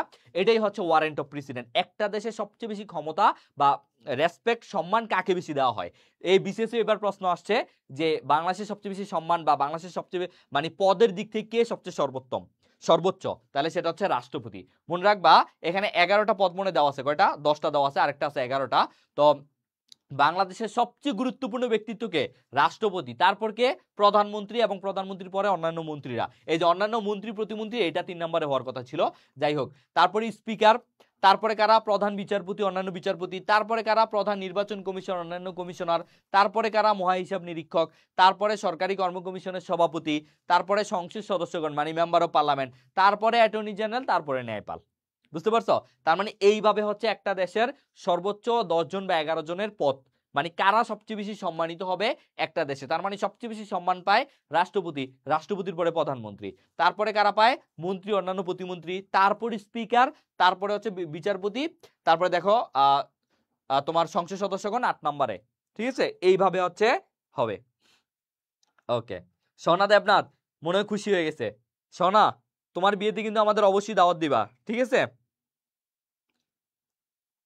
সোনার বিয়েতে আমরা অবশ্যই দাওয়াত চাই, দাওয়াত না দিলেও চলে যাব আমরা। ওকে, তারপরে আসো সাংবিধানিক প্রতিষ্ঠানগুলো আমরা একটু দেখি। দেখো পরীক্ষা অনেক সময় দেখবা, অনেক সময় এভাবে প্রশ্ন আসে, নিচের কোনটি সাংবিধানিক প্রতিষ্ঠান নয়, সেখানে দুদক থাকে, সেখানে আরো অনেক অপশন থাকে, বাট সাংবিধানিক প্রতিষ্ঠানগুলো এক নজরে আমরা দেখে নেই। এই যে আমি একটু আগে যে কয়টা বলছি, এখানে মনে হয় 7টা দেওয়া আছে। দেখো বাংলাদেশের নির্বাচন কমিশন মাস্ট, সরকারি কমিশন, অডিটর, আচ্ছা অ্যাটর্নি জেনারেল, অ্যাটর্নি জেনারেল, আরেকটা হচ্ছে এটাই হচ্ছে মহা হিসাব নিরীক্ষক, কম্পট্রোলার অডিটর জেনারেল। ঠিক আছে, আর নির্বাহী বিভাগ, শাসন বিভাগ এগুলা নরমালি থাকে না, তারপরে থাকলেও এগুলা ধরবা, বাট এই 4টা হচ্ছে গুরুত্বপূর্ণ সাংবিধানিক প্রতিষ্ঠান। ঠিক আছে, যেহেতু তোমাদের বইতে এই 4টার ব্যাপারে বলা আছে, সো এই 4টা ভালো করে পড়বা সাংবিধানিক প্রতিষ্ঠান হিসেবে। ঠিক আছে, তো কারণ এইভাবে প্রশ্ন আসে, নিচের কোনটি সাংবিধানিক প্রতিষ্ঠান নয় বা নিচের কোনটি সাংবিধানিক প্রতিষ্ঠান, এইভাবে কিন্তু প্রশ্ন আসে। ভাইয়া রাষ্ট্রপতিরা তো পাওয়ার, তাহলে প্রধানমন্ত্রী সে সরাতে পারে না কেন? রাষ্ট্রপতির আসলে পাওয়ার নাই, রাষ্ট্রপতির সম্মান আছে। মনে রাখবা রাষ্ট্রের প্রধান কে ভাইয়া? রাষ্ট্রের প্রধান হচ্ছে তোমার প্রধানমন্ত্রী, রাষ্ট্রের প্রধান হচ্ছে প্রধানমন্ত্রী। আর সরকার প্রধান কে? সরকার প্রধান হচ্ছে সরি রাষ্ট্রের প্রধান হচ্ছে রাষ্ট্রপতি, সরি আবেগে বলে ফেলছি, বয়স হয়ে গেছে তো তাই। রাষ্ট্রের প্রধান হচ্ছে রাষ্ট্রপতি আর সরকার প্রধান হচ্ছে প্রধানমন্ত্রী। কিন্তু এই রাষ্ট্রপতি প্রধানমন্ত্রী ছাড়া মাত্র 2টা কাজ করতে পারে। সে 2টা কাজ কি? সে 2টা কাজ হচ্ছে, প্রথমত প্রধানমন্ত্রী নিয়োগ, যেটা বাংলাদেশে অটোমেটিক হয়ে যায়। আওয়ামী লীগ আসলে শেখ হাসিনা, বিএনপি আসলে খালেদা জিয়া, জামায়াত শিবির আসলে মনে করো তাদের যে জেনারেল হবে। তো যেটা হয়েছে যে এটা আসলে তার কোনো এখানে হাত নাই। আরেকটা জিনিস আছে, প্রধান বিচারপতি নিয়োগ। এই প্রধান বিচারপতি নিয়োগে রাষ্ট্রপতি নিজের মন খুশি মতো দিতে পারে, তিনি এখানে এই প্রধানমন্ত্রীর কোনো পরামর্শ নেন না। আর বাকি সকল কাজে তার প্রধানমন্ত্রীর পরামর্শ নিয়ে তারপরে কাজ করা লাগে। বাংলাদেশের রাষ্ট্রপতি হচ্ছে কাইন্ড অফ পুতুল, তিনি রাষ্ট্রের সর্বোচ্চ ব্যক্তি এবং জাতীয় সংসদের যে অধিবেশন এবং রাষ্ট্রের যত কাজ, সকল কাজ কিন্তু রাষ্ট্রপতির নামে শুরু হয়, মানে রাষ্ট্রপতিকে স্মরণ করে তারপরে শুরু হয়। কিন্তু তোমার সকল পাওয়ার কিন্তু সকল ক্ষমতার কেন্দ্রবিন্দু কিন্তু প্রধানমন্ত্রী, এটা মনে রাখবা। সকল ক্ষমতার কেন্দ্রবিন্দু হচ্ছে প্রধানমন্ত্রী, কিন্তু রাষ্ট্রের সবচেয়ে বেশি সম্মানিত ব্যক্তি হচ্ছে রাষ্ট্রপতি, যদিও তিনি পুতুল ছাড়া আর কিছুই না বাংলাদেশে। ঠিক আছে, ওকে হ্যাঁ। তারপরে আসো প্রধানমন্ত্রী শপথ বাক্য পাঠ করান। দেখো এখানে মনে রাখবা প্রধানমন্ত্রী শপথ বাক্য পাঠ করান কাকে, আমি একটু সহজে তোমাদেরকে একটু এইভাবে একটু বুঝিয়ে দেই। এই দেখো, আমি আগে নিজে বুঝিয়ে দিলে তারপরে তোমরা ভালো করে বুঝবা। এই দেখো, প্রথমে আমরা ধরবো রাষ্ট্রপতি। রাষ্ট্রপতি মানে কি বুঝো? রাষ্ট্র মানে তো রাষ্ট্র, আর পতি মানে কি? যে প্রধান বা হাজবেন্ড বা স্বামী। যদি এখানে স্বামী বুঝায় নাই, এখানে কর্তা বুঝাইছে, তার মানে রাষ্ট্রের যে প্রধান বা পতি সেটাই হচ্ছে রাষ্ট্রপতি। ঠিক আছে, রাষ্ট্রপতি কাকে কাকে তোমার শপথ পড়ায়? দেখো রাষ্ট্রপতি প্রথমত শপথ পড়ায় প্রধানমন্ত্রীকে, রাষ্ট্রপতি প্রধানমন্ত্রীকে শপথ পড়ায়। তারপরে কাকে পড়ায়? অন্যান্য মন্ত্রীদের পড়ায়। দেখো অন্যান্য মন্ত্রীদের পড়ায়। তারপরে কাদের পড়ায়? প্রধান বিচারপতিকে পড়ায়, প্রধান বিচারপতিকে পড়ায়। তারপরে কাকে পড়ায়? স্পিকারকে পড়ায়, স্পিকার। আবার মনে রাখবা এই স্পিকার কিন্তু আবার যখন রাষ্ট্রপতি নতুন হয় তখন স্পিকার আবার রাষ্ট্রপতিকে পড়ায়। স্পিকার কাকে পড়ায়? রাষ্ট্রপতিকে পড়ায়। আবার কাকে পড়ায়? আবার পড়ায় হচ্ছে তোমার মেম্বার অফ পার্লামেন্টদের পড়ায়। আর এই প্রধানমন্ত্রী কাকে পড়ায়? প্রধানমন্ত্রী বিশেষ করে সিটি কর্পোরেশনের মেয়রদের পড়ায়। এই কয়টা জানলেই হবে, সিটি কর্পোরেশন মেয়রদের পড়ায়। এটা বুঝতে পারছো? এটা বুঝতে পারলেই হবে। হ্যাঁ, না এটা এখনো শেষ হয় নাই, এটা বেশি গুরুত্বপূর্ণ। পরেরটা তো গুরুত্বপূর্ণ না, একটু টাইম লাগবে আজকে আমার। হ্যাঁ, ওকে, দেখো রাষ্ট্রপতিকে আগে আগে পড়াচ্ছে, প্রধানমন্ত্রীকে পড়াচ্ছে, অন্যান্য মন্ত্রী যারা আছে তাদেরকে পড়াচ্ছে, প্রধান বিচারপতিকে পড়াচ্ছে, স্পিকারকে পড়াচ্ছে। স্পিকার আবার রাষ্ট্রপতিকে শপথ পড়ায় যখন নতুন রাষ্ট্রপতি হয়। আবার আরেকটা জিনিস মনে রাখবা, বাংলাদেশে যদি কখনো রাষ্ট্রপতি মনে করো মারা গেল, বা তার পদ ফাঁকা হইলো, বা তার মেয়াদ শেষ হয়ে গেল, বা তিনি কোনো কারণে অসমর্থ হইল, তখন তার পদ ফাঁকা হইলে সেই পদে কে যাবে? সেই পদে কিন্তু স্পিকার যাবে। আবার রাষ্ট্রপতি যদি কখনো তার মানে পদত্যাগ করতে চান, পদত্যাগ পত্র কার কাছে জমা দিবে? স্পিকারের কাছে। রাষ্ট্রপতি পদত্যাগ পত্র কার কাছে জমা দেয়? রাষ্ট্রপতি পদত্যাগ পত্র জমা দেয় স্পিকারের কাছে। আবার রাষ্ট্রপতি শপথ নেয় কার কাছে? স্পিকারের কাছে। আবার রাষ্ট্রপতির পদ ফাঁকা হইলে সেই পদে কে যায়? স্পিকার যায়। বুঝতে পারছো বিষয়টা? হচ্ছে এখানে।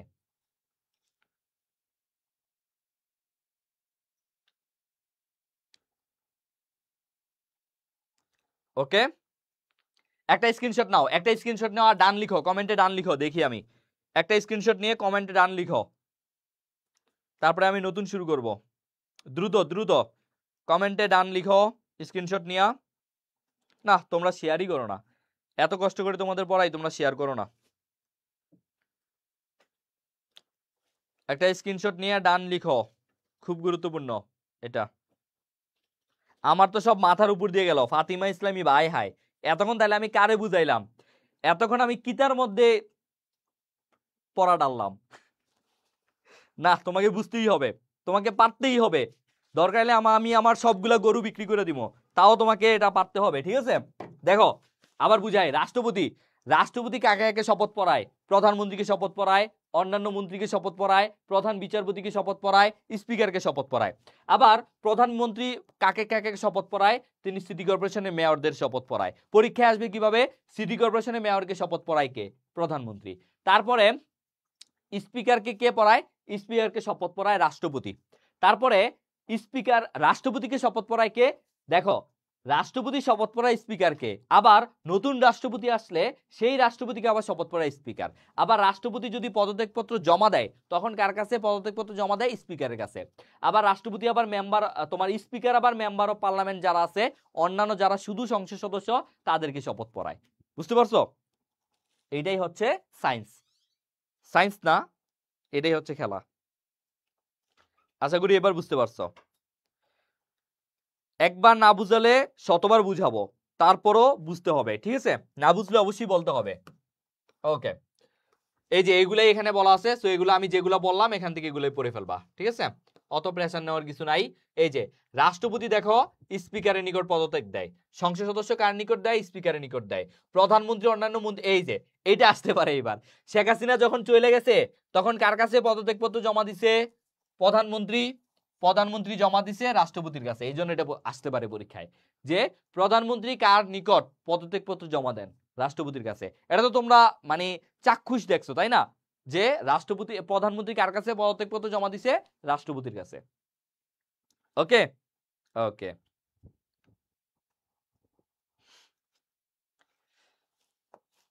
তারপরে আসো, কিছু গুরুত্বপূর্ণ তথ্য এখানে দেওয়া আছে, এখান থেকে কি কি পড়বা? এই নির্বাহী বিভাগ থেকে বিচার বিভাগ, এটা তো আগেও পড়াইছি আমি। পঞ্চদশ সংশোধনী, আচ্ছা, তত্ত্বাবধায়ক সরকার ব্যবস্থা বাতিল করা হয়, হ্যাঁ এটা পড়বা। আপিল বিভাগের বিচারপতি 8 জন, এটা পড়বা। মাঝে মাঝে এটা আসে, আপিল বিভাগের বিচারপতি সংখ্যা কয়জন? 8 জন। তারপরে হচ্ছে বর্তমানে, আচ্ছা এটা লাগবে না, ঠিক আছে? ওকে ওকে গাইস, দেখো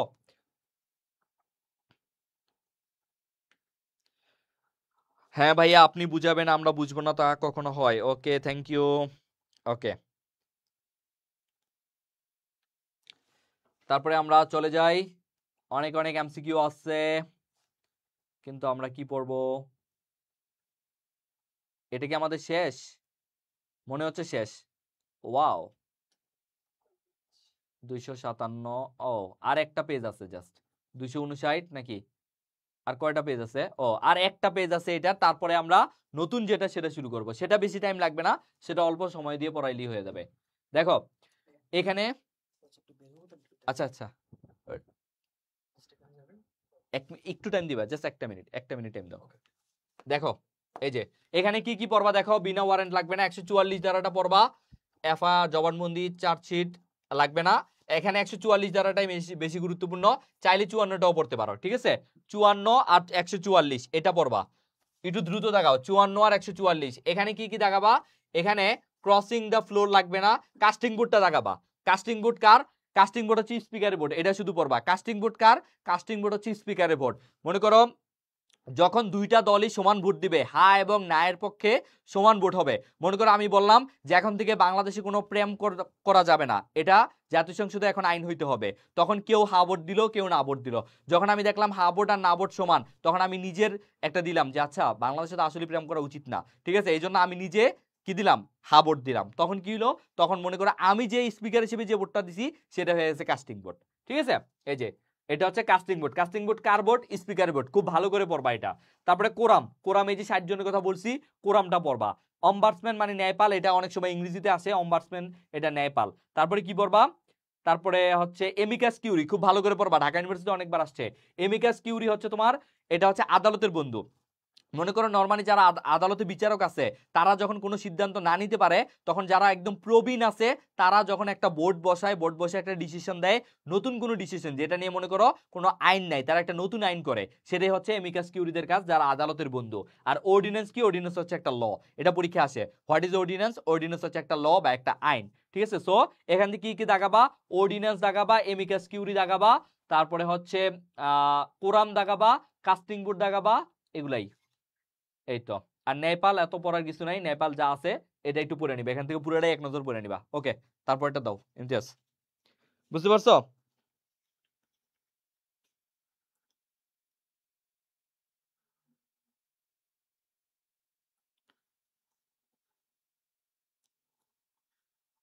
হ্যাঁ 13 ওইটা ওইটা, এটা তো শেষ।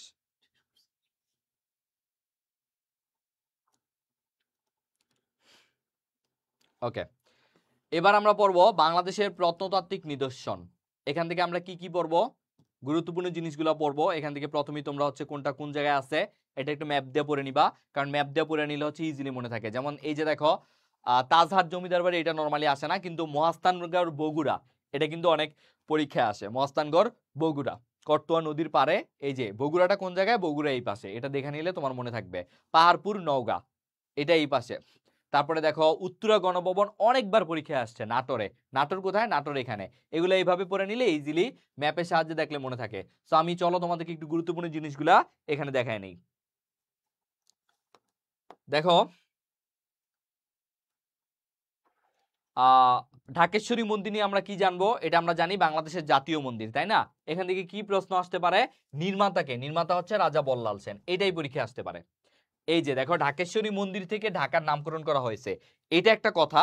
ঢাকেশ্বরী মন্দির থেকে ঢাকার নামকরণ করা হয়েছে, আবার অনেকে বলে ওই যে ঢাকা কলসি পাইছিল এই জন্য ঢাকা নামকরণ করা হয়েছে। এটা কে করছে শুধু মনে রাখবা যে ঢাকেশ্বরী মন্দির এটা ঢাকাতে, এবং এটা হচ্ছে রাজা বল্লাল সেন। আচ্ছা, ফাতিমা ইসলাম ইভা বলছে ডিউতে গেলে এমনি এমনি প্রেম হবে। আমি ডিউতে পড়ি ভাই, আর কিছু না বললাম, আর কিছু বলবো না। ওকে, তারপরে আসি আদিনাথ মন্দির। এখানে এটা মনে রাখতে হবে যে আদিনাথ মন্দিরটা কোথায়। আদিনাথ মন্দির হচ্ছে মহেশখালী উপজেলা। ঢাকা ইউনিভার্সিটিতে আজকে 4 বছর পড়তেছি, তাও প্রেম হয় নাই, ঠিক আছে? এই যারা তোমাদেরকে এই ধরনের মোটিভেশন দেয়, এই ধরনের মোটিভেশন তাদেরকে একটু বইলো যে এগুলো সত্যি না, ঠিক আছে? ওকে, তাইলে আদিনাথ মন্দির কোথায় মনে রাখবা? কক্সবাজার জেলার মহেশখালী উপজেলায়। আর মহেশখালী উপজেলা কি? একটা পাহাড়ি দ্বীপ। মহেশখালী উপজেলা কি? একটা পাহাড়ি দ্বীপ, মনে রাখবা। মহেশখালী হচ্ছে একটা পাহাড়ি দ্বীপ, পাহাড়ি দ্বীপ হচ্ছে মহেশখালী। ভাইয়া কি সিঙ্গেল? আরে কি বলে, আমার 3টা বাচ্চা আছে, 2টা বউ আছে।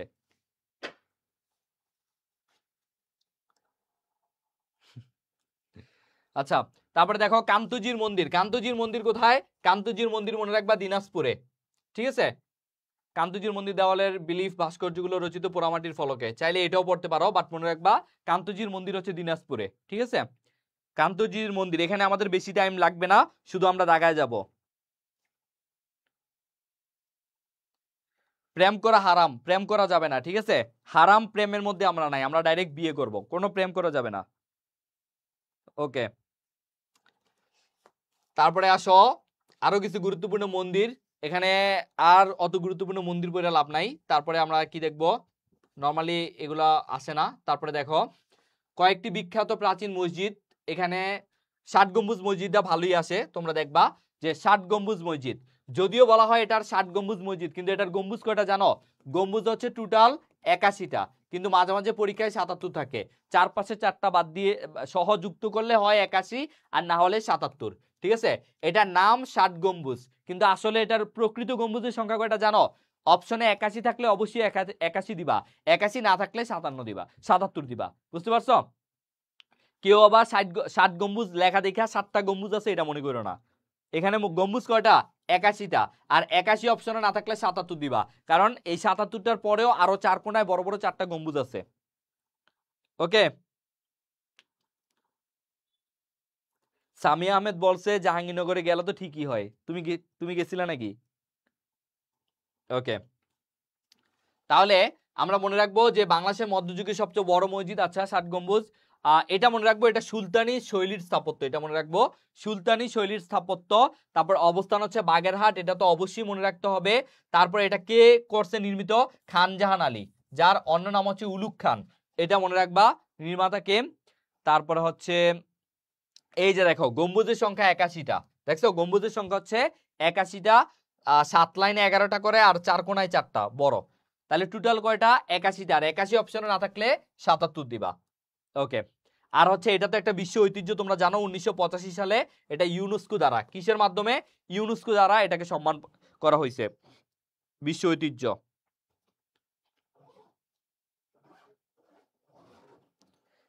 আচ্ছা, আমরা ফান আপাতত বাদ দেই, এটা একটু পড়ি, 60 গম্বুজ মসজিদ একটু পড়ি, দেখো। ওকে, আশা করি সবাই দাগাইছো। দাগালে ডান লিখো, ডান, দাগালে একটু ডান লিখো। ছোট সোনা মসজিদ, এটা শুধু মনে রাখবা যে ছোট সোনা মসজিদ কোথায়? চাঁপাইনবাবগঞ্জে। ছোট সোনা মসজিদ কোথায়? চাঁপাইনবাবগঞ্জে।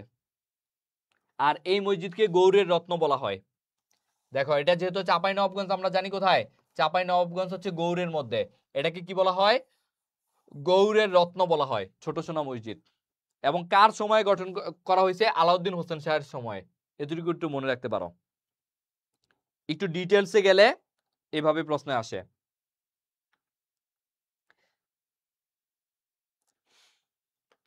ওকে, তারপরে আসো বিনোদ বিবির মসজিদ, অত আসে না। মুসা খান মসজিদ, এই বছর এটা ঢাকা ইউনিভার্সিটিতে আসছে, এই বছর এটা ঢাকা ইউনিভার্সিটিতে আসছে। মুসা খানের মসজিদ দেখো ঢাকা বিশ্ববিদ্যালয় কার্জন হল এলাকায়। ঠিক আছে, 12 ভূঁইয়াদের নেতা মুসা খানের স্মৃতির উদ্দেশ্যে এটা তৈরি হয়েছিল। আর মসজিদের উত্তর পূর্ব কোণায় মুসা খানের সমাধি রয়েছে। তাহলে মুসা খানের মসজিদ কোথায়? ঢাকা বিশ্ববিদ্যালয়ের কার্জন হলে, এতটুকু শুধু মনে রাখবা। ঢাকা বিশ্ববিদ্যালয়ের কোথায়? কার্জন হলে মুসা খানের মসজিদ। পরীক্ষা আসতে পারে নিচের কোনটি ঢাকা বিশ্ববিদ্যালয়ে অবস্থিত, তাহলে এটা মুসা খানের মসজিদ। তারপরে আসো বাঘা মসজিদ, এটা মনে রাখবা রাজশাহীতে। বাঘা মসজিদ মনে রাখবা এটা রাজশাহীতে। ঠিক আছে, পোড়ামাটির অলঙ্করণের জন্য এটা বিখ্যাত, আসলে এইভাবে আসতে পারে। বাঘা মসজিদ কোথায়? রাজশাহী, আর এটা পোড়ামাটির অলঙ্করণের জন্য বিখ্যাত। পরীক্ষা আসতে পারে পোড়ামাটির অলঙ্করণের জন্য কোন মসজিদটি বিখ্যাত, সেটা হচ্ছে বাঘা মসজিদ। ঠিক আছে, আরে ভাই জাহাঙ্গীরনগরে গেলে প্রেম হবে, তার আগে তো চান্স পাইতে হবে। তো চান্স পাওয়ার জন্য কি করতে হবে? পড়াশোনা করতে হবে। আর পড়াশোনা কেমনে করবা? ক্লাসটা করো আগে, তাইলে না হবে। এখনই স্বপ্নে দেখতেছো, মানে গাছে কাঁঠাল গোফে তেল, সরি, হ্যাঁ গাছে কাঁঠাল গোফে তেল, কি একটা অবস্থা। তারপরে দেখো কুসুম্বা মসজিদ, এটা প্রায় আসে। কুসুম্বা মসজিদ কোথায়? কুসুম্বা মসজিদ হচ্ছে নওগাঁ। কুসুম্বা মসজিদ হচ্ছে নওগাঁ, প্রায় পরীক্ষা আসে। কুসুম্বা মসজিদ হচ্ছে নওগাঁ। ঠিক আছে, এটা এটা হচ্ছে তোমার গিয়াসউদ্দিন বাহাদুর শাহ আমলে হইছে। আর এই যে বাংলাদেশের 5 টাকার নোটে কিন্তু এই মসজিদটার ছবি দেওয়া আছে, কুসুম্বা মসজিদ। তোমরা দেখবা বাংলাদেশের 5 টাকার নোটে এই মসজিদটার কিন্তু ছবি দেওয়া আছে, এই জন্য এটা আসতে পারে। কুসুম্বা মসজিদ কোথায়? নওগাঁ। এবং এটা কত টাকার নোটে আছে? দরকার হলে একটা 5 টাকার নোট নিয়ে যাবা। একটা 5 টাকার কয়েন নিয়ে গেলে তুমি সেখানে ওই যে বাংলাদেশের জাতীয় প্রতীকে কয়টা তারকা আছে, কয়টা পাটপাতা আছে, কয়টা হচ্ছে শাপলা আছে, ঢেউ আছে, এগুলো জানতে পারবা। আর 5 টাকার নোট নিয়ে গেলে হচ্ছে কি পাবা 5 টাকার নোট নিয়ে গেলে তুমি হচ্ছে কুসুম্বা মসজিদে যে নওগাঁ এটা মনে রাখতে পারবা। আর তারা মসজিদ এটা এটা 100 টাকার নোটে আছে, মানে টাকা নিয়ে যাবা, টাকা নিয়ে তো আর নকল না তাই না, তো টাকা নিয়ে যাবা, পরীক্ষা আসলে এগুলা কি করবা এইভাবে দেখা দেখা দিয়ে দিতে পারবা। ওকে, তারপরে আসো মোগল আমলে নির্মিত কোনগুলা? ইসলাম খান মসজিদ দরকার নাই, চকবাজার শাহী মসজিদ দরকার নাই, 7 গম্বুজ মসজিদ এটা পড়তে হবে। 7 গম্বুজ মসজিদ এটা এটা কে নির্মাতা? এটা হচ্ছে শায়েস্তা খান, এটা পড়তে হবে। 7 গম্বুজের এটা হচ্ছে নির্মাতা হচ্ছে শায়েস্তা খাঁ, এটা শুধু দাগাও। 7 গম্বুজ মসজিদের নির্মাতা শায়েস্তা খাঁ, এটা দাগাও। হ্যাঁ, বাংলাদেশের নোট কয়েন যা যা আছে সব নিয়ে যাবা, টাকা নেওয়া কিন্তু নকল না ঠিক আছে। পরে তুমি যখন টাকা বার কইরা দেখবা তখন স্যার টিচার এসে বলবে তুমি টাকা দিয়ে কি করো, বলবা যে ম্যাম কোথাও তো বলা নাই যে টাকা আনা নিষেধ ঠিক আছে। টাকা থেকে নোট থেকে কিন্তু অনেক প্রশ্ন আসে।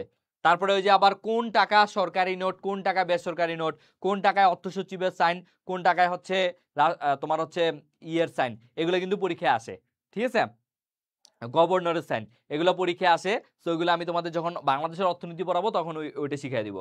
ওকে, তারপরে আসো লালবাগ শাহী মসজিদ, এটা আমাদের পড়তে হবে। লালবাগ, আচ্ছা এটা লাগবে না। তারা মসজিদ, এই যে দেখো যেটা একটু আগে বলছিলাম তারা মসজিদ, এটা হচ্ছে ঢাকার, এটা পুরান ঢাকা আরমানিটোলায়, আর মির্জা মোহাম্মদ জান এটা করছে।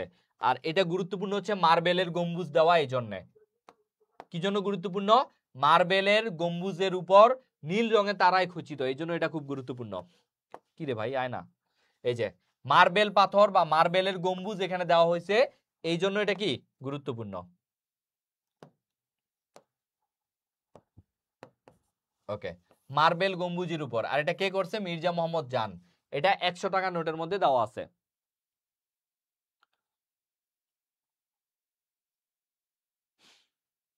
ভাইয়া শায়েস্তা খান না তো উমিচাঁদ খান দেওয়া, কোথায় উমিচাঁদ খান দেওয়া?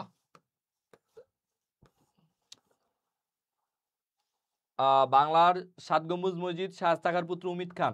শায়েস্তা খান অ্যাকচুয়ালি শুরু করছিল, উমিদ খা, আচ্ছা আমি যতটুকু জানি 7 গম্বুজ মসজিদ শায়েস্তা খা করছে, হয়তো শেষ করছে তার ছেলে উমিদ খা, এটা হয়তো আমার জানা নাই। শেষ করছে হয়তো উমিদ খা, বাট শুরুটা করছিল শায়েস্তা খা, ঠিক আছে। এটা শুরুটা করছিল শায়েস্তা খা, এই জন্য এটা শায়েস্তা খান নামে বেশি প্রচলিত। উমিদ খা হয়তো শেষ করছে এটা, ঠিক আছে। লাল এই লাল এই তোমার হচ্ছে লালবাগ কেল্লার মতো, লালবাগ কেল্লাটা একটু পরে আসলে আমরা দেখতে পারবো। দেখো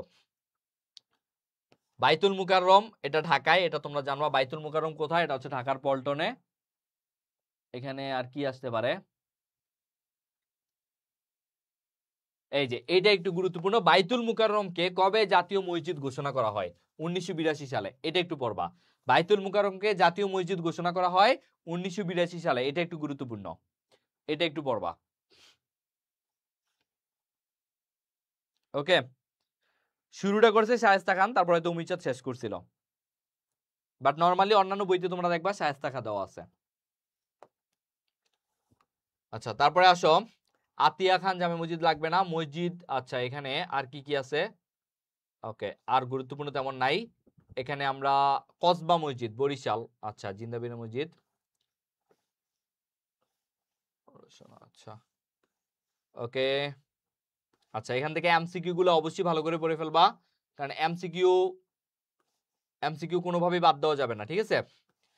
বাংলাদেশের কয়েকটি বিখ্যাত মাজার, এখানে বিখ্যাত মাজারগুলো একটু দেখো। বাইজিদ বুস্তামি চট্টগ্রাম, এটা একটু পড়বা। শাহপরানের মাজার সিলেট, এটা পড়বা।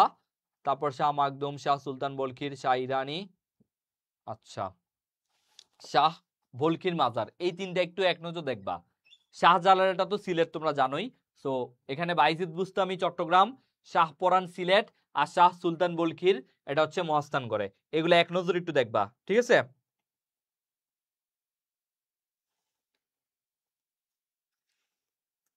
উমিচাঁদ, আচ্ছা উমিচাঁদ তো হচ্ছে তোমার ওই যে সিরাজউদ্দৌলার যে উমিচাঁদ, এটা হচ্ছে উমি খা, অমিত খা।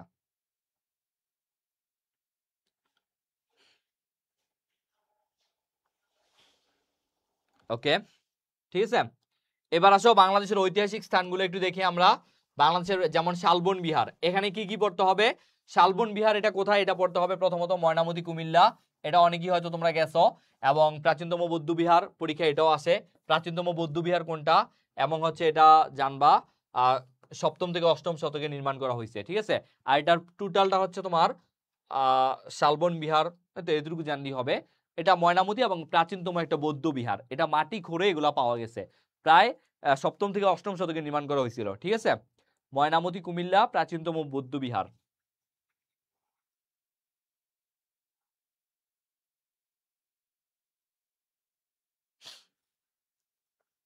মানে এলন বয়, এত এত লক্ষ্য থাকতে তোমার কেন ওইটাই লক্ষ্য রাখতে হবে ভাই? লক্ষ্য তো আরো আছে, যে আমি আমার ক্যারিয়ারের জন্য এক জায়গায় আগাইতে হইলে আমার পাবলিক বিশ্ববিদ্যালয়ে চান্স পাইতে হবে, আমার মা বাবার স্বপ্ন পূরণ করতে হইলে আমার আমার পাবলিকে চান্স পাইতে হবে, আমার নিজের বলার মতো আমার নিজের মানে সবকিছুর জন্য আমার একটা পাবলিক বিশ্ববিদ্যালয়ে চান্স পাইতে হবে। কেন তোমার স্বপ্ন ওই প্রেম করার জন্যই চান্স পাইতে হবে বলো তো আমারে? মানে এইটা ছাড়া কি মানুষের আর জীবনে কিছু নাই? মানে কই থেকে যে তোমাদের মাথায় এসে উদ্ভট চিন্তা ভাবনা আসে আমি বুঝি না। কই আমরাও তো চান্স পেয়েছি, আমরা তো এই ধরনের উদ্ভট চিন্তা ভাবনা করি নাই, তোমাদেরই কেন এই ধরনের মোটিভেশন লাগে? আচ্ছা, আনন্দ বিহার, এটা শুধু পড়বা। আনন্দ বিহার কোথায়? আনন্দ বিহার হচ্ছে ময়নামতির মধ্যে, কুমিল্লায়। এটা শুধু মনে রাখবা, আনন্দ বিহার এটা হচ্ছে ময়নামতি কুমিল্লা, শুধু এটা মনে রাখবা। বিভিন্ন সময় পরীক্ষায় আসে যে আনন্দ বিহার কোথায় অবস্থিত, আনন্দ বিহার ময়নামতি কুমিল্লাতে অবস্থিত, ঠিক আছে। ওকে, আনন্দ বিহার কুমিল্লা। সীতাকোট বিহার দিনাজপুর, এটা শুধু দেখাও, সীতাকোট বিহার তারপর হচ্ছে দিনাজপুর, ঠিক আছে। সবচেয়ে প্রাচীন বৌদ্ধ বিহার, এটাও দেখাইতে পারো, সবচেয়ে প্রাচীন বৌদ্ধ বিহার, এটাও একটু পড়তে পারো। ওকে, তারপরে আসো সম্পুর বিহার, এটা অনেক ভালো করে পড়তে হবে। সম্পুর বিহার অনেক ভালো করে পড়তে হবে, এটা হচ্ছে নওগাঁ জেলার পাহাড়পুরে, নওগাঁ জেলার পাহাড়পুরে বৌদ্ধ সভ্যতার সর্বশ্রেষ্ঠ নিদর্শন এটা আসে। তারপরে হচ্ছে তোমার নির্মাতা হচ্ছে ধর্মপাল, পাল বংশের ধর্মপাল, এই তো পোড়ামাটির ফলক পাওয়া গেছে, এগুলো একটু ভালো করে পড়তে হবে। সম্পুর বিহার বা পাহাড়পুর বৌদ্ধ বিহার, এটা হচ্ছে নওগাঁ জেলায় বৌদ্ধ সভ্যতার সর্বশ্রেষ্ঠ নিদর্শন কে করছে? ধর্মপাল এটা করছে। এবং সবচেয়ে বেশি পাথরের ভাস্কর্য, পোড়ামাটির ফলক পাওয়া গেছে এখানে, ঠিক আছে। এটা এটা পুরাটাই ভালো করে পড়তে হবে, পাহাড়পুর বৌদ্ধ বিহার, এখান থেকে অনেক বেশি প্রশ্ন আসে। ওকে,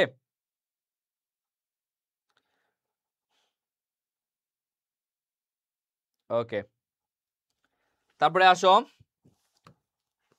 জগদ্দল বিহার, এটা রাজা রামপাল করছে, নওগাঁ, এটা চাইলে পড়তে পারো। জগদ্দল বিহার নওগাঁতে, শুধু মনে রাখবা জগদ্দল বিহার নওগাঁতে। তারপরে চুনামুনি, সীমা বিহার, রাজবন বিহার, এই যে ভাসু বিহার, ভাসু বিহার মহাস্থানগড় বগুড়া, একটু একটু দাগাও। ভাসু বিহার হচ্ছে মহাস্থানগড় বগুড়া, এটা শুধু একটু দাগাও। ভাসু বিহার, এই তোমরা কি আসো? আচ্ছা, কারা কারা আসো একটু আমাকে হাত হাত হাত উঁচু করে দেখাও। অনেকে নাই আমার কাছে মনে হচ্ছে, হাত উঁচু করে একটু দেখাও কারা কারা আসো। ভাসু বিহার, আচ্ছা। শাক্যমুনি বিহার লাগবে না, বোধবিহার লাগবে না। এখানে এই যে এখান থেকে আমি একটু দেখাই দিই, এখান থেকে পড়বা ভাসু বিহার পড়বা। না, ভাসু বিহারটা পড়লেই হবে, বাকি এগুলো অত গুরুত্বপূর্ণ না, ঠিক আছে।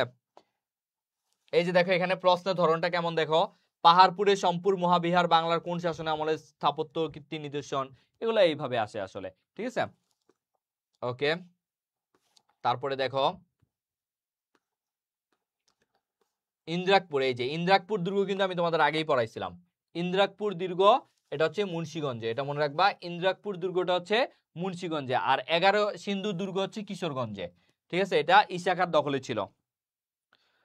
ওকে, অনেকেই আছে আমার সাথে, ফাতিমা ইভা, স্বর্ণা দেবনাথ, মিতুল আছে, রয় মল্লিকা আছে, সাকিব হোসেন, ওকে অনেকেই আছে। আচ্ছা, ঠিক আছে, তাহলে এখান থেকে শুধু কোন জায়গায় অবস্থিত এগুলো একটু পড়বা, তাইলেই হবে, ঠিক আছে। ইন্দ্রাকপুর দুর্গ মুন্সিগঞ্জ, 11 সিন্ধু দুর্গ কিশোরগঞ্জ, এগুলো পড়বা। ওকে, তারপরে আসো মহাস্থানগড়, যেটা আমাদের অনেক ভালো করে পড়তে হবে। মহাস্থানগড়, এখানে পড়বা সর্বপ্রাচীন, বাংলাদেশের সর্বপ্রাচীন ও সর্ববৃহৎ নগরের নাম হচ্ছে পুণ্ড্রনগর। আর যদি বলে বাংলাদেশের প্রাচীন সবচেয়ে প্রাচীন স্থান কোনটা, সর্বপ্রাচীন স্থান, এটা কি হবে? সর্বপ্রাচীন স্থান কোনটা? মহাস্থানগড়। বাংলাদেশের সর্বপ্রাচীন স্থান হচ্ছে মহাস্থানগড়। তারপরে হচ্ছে এটা কোন জেলায় অবস্থিত, এটা হচ্ছে বগুড়া জেলায়। এবং কোন নদীর তীরে, মনে রাখবা আত্রাই নদীর তীরে, আত্রাই নদীর তীরে এটা অবস্থিত। তারপরে হচ্ছে পুণ্ড্র জনপদ, এটা তো তোমরা জানাই। এই যে করতোয়া নদীর তীরে, sorry sorry sorry, Bogura Atrai না, আত্রাই হচ্ছে তোমার ওই যে বিলে, চলন বিলে, সরি চলন বিলে, ওইটা ওইখানে না, করতোয়া, একটু মিস ইনফরমেশন দিয়ে ফেলছি, এটা করতোয়া নদী বগুড়া, এটা বগুড়ার তীরে অবস্থিত। তারপরে আসো এই যে মহাস্থানগড় জন্য কি জন্য বিখ্যাত? বাংলাদেশের প্রাচীন নগর পুণ্ড্রবর্ধনের ধ্বংসাবশেষ এবং মৌর্য গুপ্ত রাজবংশী পুরাকীর্তির জন্য, এটা একটু পড়ে নিবা, এখান থেকে প্রশ্ন আসতে পারে। বলখির মাজার, এটা মাত্র আমি পড়ে আসছি মহাস্থানগড়ে, ঠিক আছে। হ্যাঁ হ্যাঁ স্যার আজকে আর পড়ায় না, হ্যাঁ আরেকটু পড়াবো, তাইলে এটা শেষ হয়ে যাবে, জাস্ট অল্প একটু, 30-এর মধ্যে শেষ করে দিব, কোনো প্যারা নাই, 30-এর মধ্যে শেষ করে দিব, তোমরা একটু দ্রুত আমার সাথে দাগাও, তাইলেই হয়ে যাবে। ওকে, এখানে কি কি দাগাবা? বেহুলার বাসরঘর, বেহুলার বাসরঘরের নাম শুনছো না? এটা কিন্তু মহাস্থানগড়ের এখানে। তারপরে হচ্ছে মৌর্য শিলালিপি পাওয়া গেছে এখানে, বৈরাগীর বিটা, গোবিন্দ বিটা, তারপরে হচ্ছে এই তো এগুলাই পড়বা, ঠিক আছে। বেহুলার বাসরঘর, মৌর্য শিলালিপি, হ্যাঁ করতোয়া নদী, করতোয়া। ওকে আচ্ছা, তারপরে আসো সোনারগাঁও। সোনারগাঁও কোথায়? সোনারগাঁওয়ের প্রাচীন নাম হচ্ছে কি? সুবর্ণগ্রাম, এটা মাথায় রাখবা। সোনারগাঁওয়ের প্রাচীন নাম সুবর্ণগ্রাম, এটা নারায়ণগঞ্জে। এবং হচ্ছে এখানে আমার যা যা পড়তে হবে, কার শাসন আমলে সোনারগাঁও বাংলার পূর্বাঞ্চলের প্রশাসনিক কেন্দ্র ছিল? গিয়াসউদ্দিন তুগলক, এটা একটু পড়বা। তারপর একমাত্র, এইটা সবচেয়ে গুরুত্বপূর্ণ, লোকশিল্প জাদুঘর, একমাত্র লোকশিল্প জাদুঘর কোথায় অবস্থিত? সোনারগাঁও। তারপরে পূর্ববাংলার রাজধানী মহাস্থানগড়ে। ওকে, সোনারগাঁও নামকরণ করা হয় কার নামে? এটা তো আমি তোমাদের পড়াইছি, ঈশা খাঁর স্ত্রী সোনা বিবির নামে, ঠিক আছে। কি কি নিদর্শন আছে? গিয়াসউদ্দিন আজম শাহের কবর আছে, এগুলা এখান থেকে একটু ভালো করে পড়ে নিবা, যে গিয়াসউদ্দিন আজম শাহের কবর আছে এখানে, গিয়াসউদ্দিন আজম শাহের কবর আছে, 5 পীরের মাজার, সবগুলা লাগবে না, গিয়াসউদ্দিন আজম শাহের কবর আছে, এটা একটু পড়বা, গিয়াসউদ্দিন আজম শাহের কবর। রাজধানী মর্যাদায় সোনারগাঁও, সোনারগাঁও কার কার সময় হইছে? ফখরুদ্দিন মুবারক শাহ, ওই যে ফখরুদ্দিন মুবারক শাহ, এটা পড়বা, ফখরুদ্দিন মুবারক শাহের আমলে রাজধানীর মর্যাদা পাইছিল, বাংলার প্রথম স্বাধীন মুসলিম সালতানাত, সুলতানি আমলে, ঠিক আছে। ভাইয়া যতক্ষণ মন চায় পড়ান, এইবার চান্স পাইতেই হবে। আচ্ছা ঠিক আছে, চান্স ইনশাল্লাহ আমরা পাবো, যদি তোমরা আমার সাথে প্রতিদিন এভাবে ক্লাস করো, ইনশাল্লাহ আমি কথা দিচ্ছি আমরা একসাথে মিলে ভালো কিছু করব, কোনো প্যারা নাই, একসাথে মিলে আমরা ভালো কিছু করব। ওকে, তারপরে আসো, ওকে, সোনারগাঁও ভ্রমণকারী, সোনারগাঁওতে কে কে ভ্রমণ করছে দেখো, এখানে গুরুত্বপূর্ণ হচ্ছে ইবনে বতুতা, মাহুয়ান করছে, এগুলাই গুরুত্বপূর্ণ, ইবনে বতুতা, মাহুয়ান। ইবনে বতুতা কার সময় করছে? ফখরুদ্দিন মুবারক শাহের সময় করছে, এটা গুরুত্বপূর্ণ। ইবনে বতুতা মরক্কোর, তিনি ফখরুদ্দিন মুবারক শাহের আমলে আসছিল, ঠিক আছে। ওকে, তারপরে আমরা যেটা পড়বো, প্রত্নতাত্ত্বিক স্থাপত্য, ময়নামতি। দেখো ময়নামতি সম্পর্কে আমরা কি কি পড়বো? ময়নামতি কোথায়? কুমিল্লা, এটা আমরা সবাই জানি, ময়নামতি হচ্ছে কুমিল্লাতে। তারপরে হচ্ছে ময়নামতি নাম হচ্ছে, আচ্ছা, বৌদ্ধ সভ্যতার নিদর্শন এখানে পাওয়া গেছে, এটা মনে রাখবা। এবং লালমাই পাহাড় প্লাইস্টোসিন যুগের, এটা তো আমরা আগেই পড়াইছি। ওকে, সব থেকে বেশি তাম্র শাসন পাওয়া গেছে, এগুলো একটু দাগাও। ময়নামতি থেকে কিন্তু পরীক্ষায় প্রশ্ন হয়, ময়নামতি, মহাস্থানগড়, তারপর হচ্ছে এই যে উয়ারি বটেশ্বর, আর হচ্ছে পাহাড়পুর বা সম্পুর বিহার, এখান থেকে বেশি প্রশ্ন হয়, ঠিক আছে। এই জন্য আমি এগুলো একটু ভালো করে পড়াইতেছি, কারণ অলরেডি এখান থেকেই বিভিন্ন বিশ্ববিদ্যালয় ইনক্লুড ঢাকা ইউনিভার্সিটি, এইসব জায়গা থেকে বেশি প্রশ্ন হয়। তুমি যদি কোশ্চেন প্যাটার্ন দেখো, এই জায়গা থেকেই বেশি বেশি প্রশ্ন হয়। ওকে, তারপরে আসো, দেখো উয়ারি বটেশ্বরটা আমরা যদি একটু দেখি, উয়ারি বটেশ্বর, উয়ারি বটেশ্বর অবস্থিত কোথায় মনে রাখবা? নরসিংদীতে, বেলাবো নরসিংদী। তারপরে উয়ারি বটেশ্বর কোন নদীর তীরে? কয়রা নদীর তীরে। তারপরে উয়ারি বটেশ্বর বিশেষ সময়কাল 450 খ্রিস্টাব্দে। আচ্ছা, প্রথমে মোহাম্মদ হানিফ পাঠান নামে একজন স্কুল শিক্ষক 1933 সালে এটা সবার প্রথম সামনে নিয়ে আসছে, ঠিক আছে। এতটুকু পড়বা।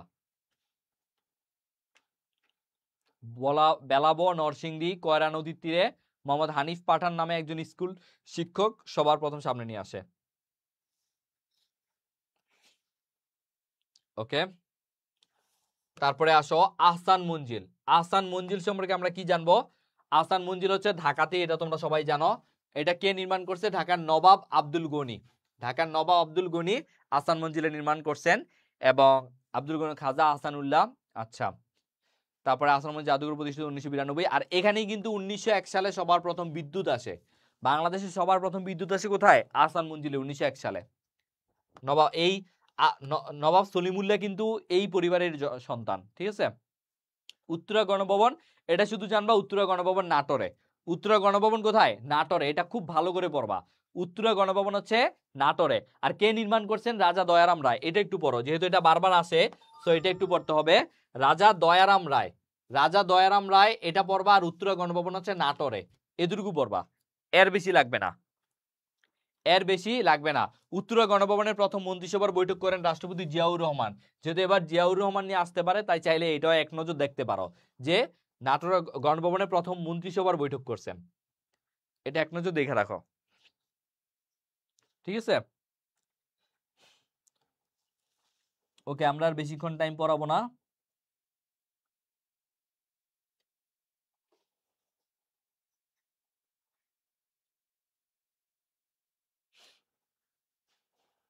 সামি আহমদ, আমি তোমার প্রশ্নটা বুঝি নাই, তুমি একটু বাংলায় লেখো। ওয়ারি বটেশ্বর দেওয়া ব্রহ্মপুত্র, হ্যাঁ ওই পাশে ব্রহ্মপুত্র নদও আছে, ব্রহ্মপুত্র নদও আছে, মানে মেইন নদী হচ্ছে ব্রহ্মপুত্র। আর এটা হচ্ছে এটা হচ্ছে ছোট একটা নদী, ঠিক আছে। মেইন নদী কিন্তু ব্রহ্মপুত্রই। ওইখান দিয়ে হচ্ছে তোমার ইয়া না। আচ্ছা ওয়াইট, ব্রহ্মপুত্র দেওয়া, হ্যাঁ ব্রহ্মপুত্র, এটা তো তোমার নরসিংদী না, হ্যাঁ ব্রহ্মপুত্র হওয়ার কথা। মেইন নদী হচ্ছে ব্রহ্মপুত্র, আর কোয়াব এটা হচ্ছে ছোট একটা নদী। আচ্ছা, লালবাগ কেল্লা, লালবাগ কেল্লা হচ্ছে তোমার, এটা তোমরা জানো যে এটা আওরঙ্গাবাদ দুর্গ, এটার পুরাতন নাম, সো এটা পড়বা। এবং লালবাগ কেল্লা কে প্রথম নির্মাণ কাজ শুরু করে? দেখো, শুরু করছে শাহজাদা মোহাম্মদ আজম শাহ। তাহলে শুরু করছে কে? মোহাম্মদ আজম শাহ, কিন্তু শেষ করছে কে? শায়েস্তা খাঁ। এই জন্য পরীক্ষায় আসলে কিন্তু আমরা লালবাগ কেল্লা শায়েস্তা খাঁই দেখাই। কিন্তু যদি বলে কে শুরু করছে, শুরু কিন্তু করছে মোহাম্মদ আজম শাহ, কিন্তু শেষ করছে কে? শায়েস্তা খাঁ। লালবাগ কেল্লার অভ্যন্তরে কার কবর রয়েছে? শায়েস্তা খান কন্যার পরিবিবির আর কি, তার কন্যা পরিবিবির। আর হচ্ছে পরিবিবির আসল নাম হচ্ছে ইরান দুখত, ইরান দুখত, ঠিক আছে। ইরান দুখত, শায়েস্তা খানের কন্যা বিবি পরীর, আর ইরান দুখত।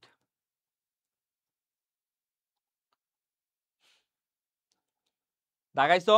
দাগালে ডান লিখো, দাগানো হলে ডান লিখো। ওকে, তারপরে বাহাদুর শাহ পার্ক নিয়ে আমি অলরেডি অনেকবার বলছি, তোমরা জানো এটা সিপাহী বিদ্রোহের। বাহাদুর শাহ পার্ক হচ্ছে মেইনলি হচ্ছে তোমার, আগে ভিক্টোরিয়া পার্ক ছিল, এগুলো আমি সব বলছি। কোন বিদ্রোহের সাথে সংশ্লিষ্ট? 1857 সালে সিপাহী বিদ্রোহ, ঠিক আছে। তারপরে কবে পার্ক করা ভিক্টোরিয়া পার্ক? আচ্ছা, কবে না বাহাদুর শাহ পার্ক নাম করা হয়েছে? 1957 সালে, আর মুঘল সম্রাট বাহাদুর শাহের নামানুসারে। আর এটা কোথায়? এটা জগন্নাথ বিশ্ববিদ্যালয়ের সামনে, এটা তোমরা সবাই জানো, জগন্নাথ বিশ্ববিদ্যালয়ের সামনে, জগন্নাথ বিশ্ববিদ্যালয়ের সামনে, ঠিক আছে। এই বাহাদুর শাহ পার্ক প্রথমে এটা আর্মেনীয় ক্লাব ছিল, আর্মেনীয় একটা ক্লাব ছিল আন্টাগর। পরবর্তীতে নাম হয় ভিক্টোরিয়া থেকে হয় বাহাদুর শাহ পার্ক, ঠিক আছে। ওকে, তারপরে আসো বড়কাটরা কোথায়? শুধু মনে রাখবা বড়কাটরা ঢাকা। আর এটা কে করছে? শাহ সুজা। এখানে শুধু এতটুকুই জানবা, বড়কাটরা করছে কে? বড়কাটরা হচ্ছে শাহ সুজা করছে, শাহ সুজা, এতটুকু শুধু মনে রাখবা। বড়কাটরা হচ্ছে শাহ সুজা। ছোট কাটরা কে করছে? ছোট কাটরা করছে শায়েস্তা খান, এতটুকু জানবা।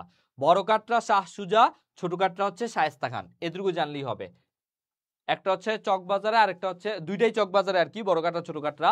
এর মধ্যে একটা শাহ সুজা আর একটা হচ্ছে তোমার শায়েস্তা খান, এতটুকু জানলেই হবে। তিনি ছোট কাটরায় বসবাস করতেন, শায়েস্তা খান। ওকে, তারপরে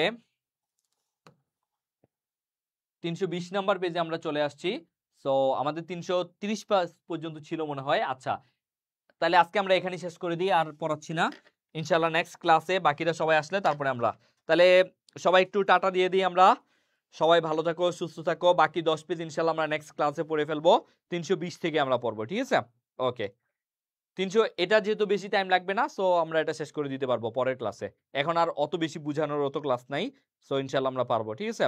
1.5 ঘন্টার বেশি হয়ে গেলে আসলে আর মনোযোগ থাকে না, এটা আমি বুঝি। সো সবাই টাটা, ভালো থাকো, বাই বাই। ইনশাআল্লাহ নেক্সট ক্লাসে আগামীকাল দেখা হচ্ছে রাত 8টায়। আর তোমরা তোমাদের বন্ধু বান্ধব সবাইকে বলে দিও যে খন্দকার জিকে পেজে জুবাইর ভাই ক্লাস নেয় প্রত্যেকদিন রাত 8টায়, ঠিক আছে? ওকে ওকে, আশা করি এনজয় করছো। ওকে, আমার জন্য দোয়া করো। Tata, good night.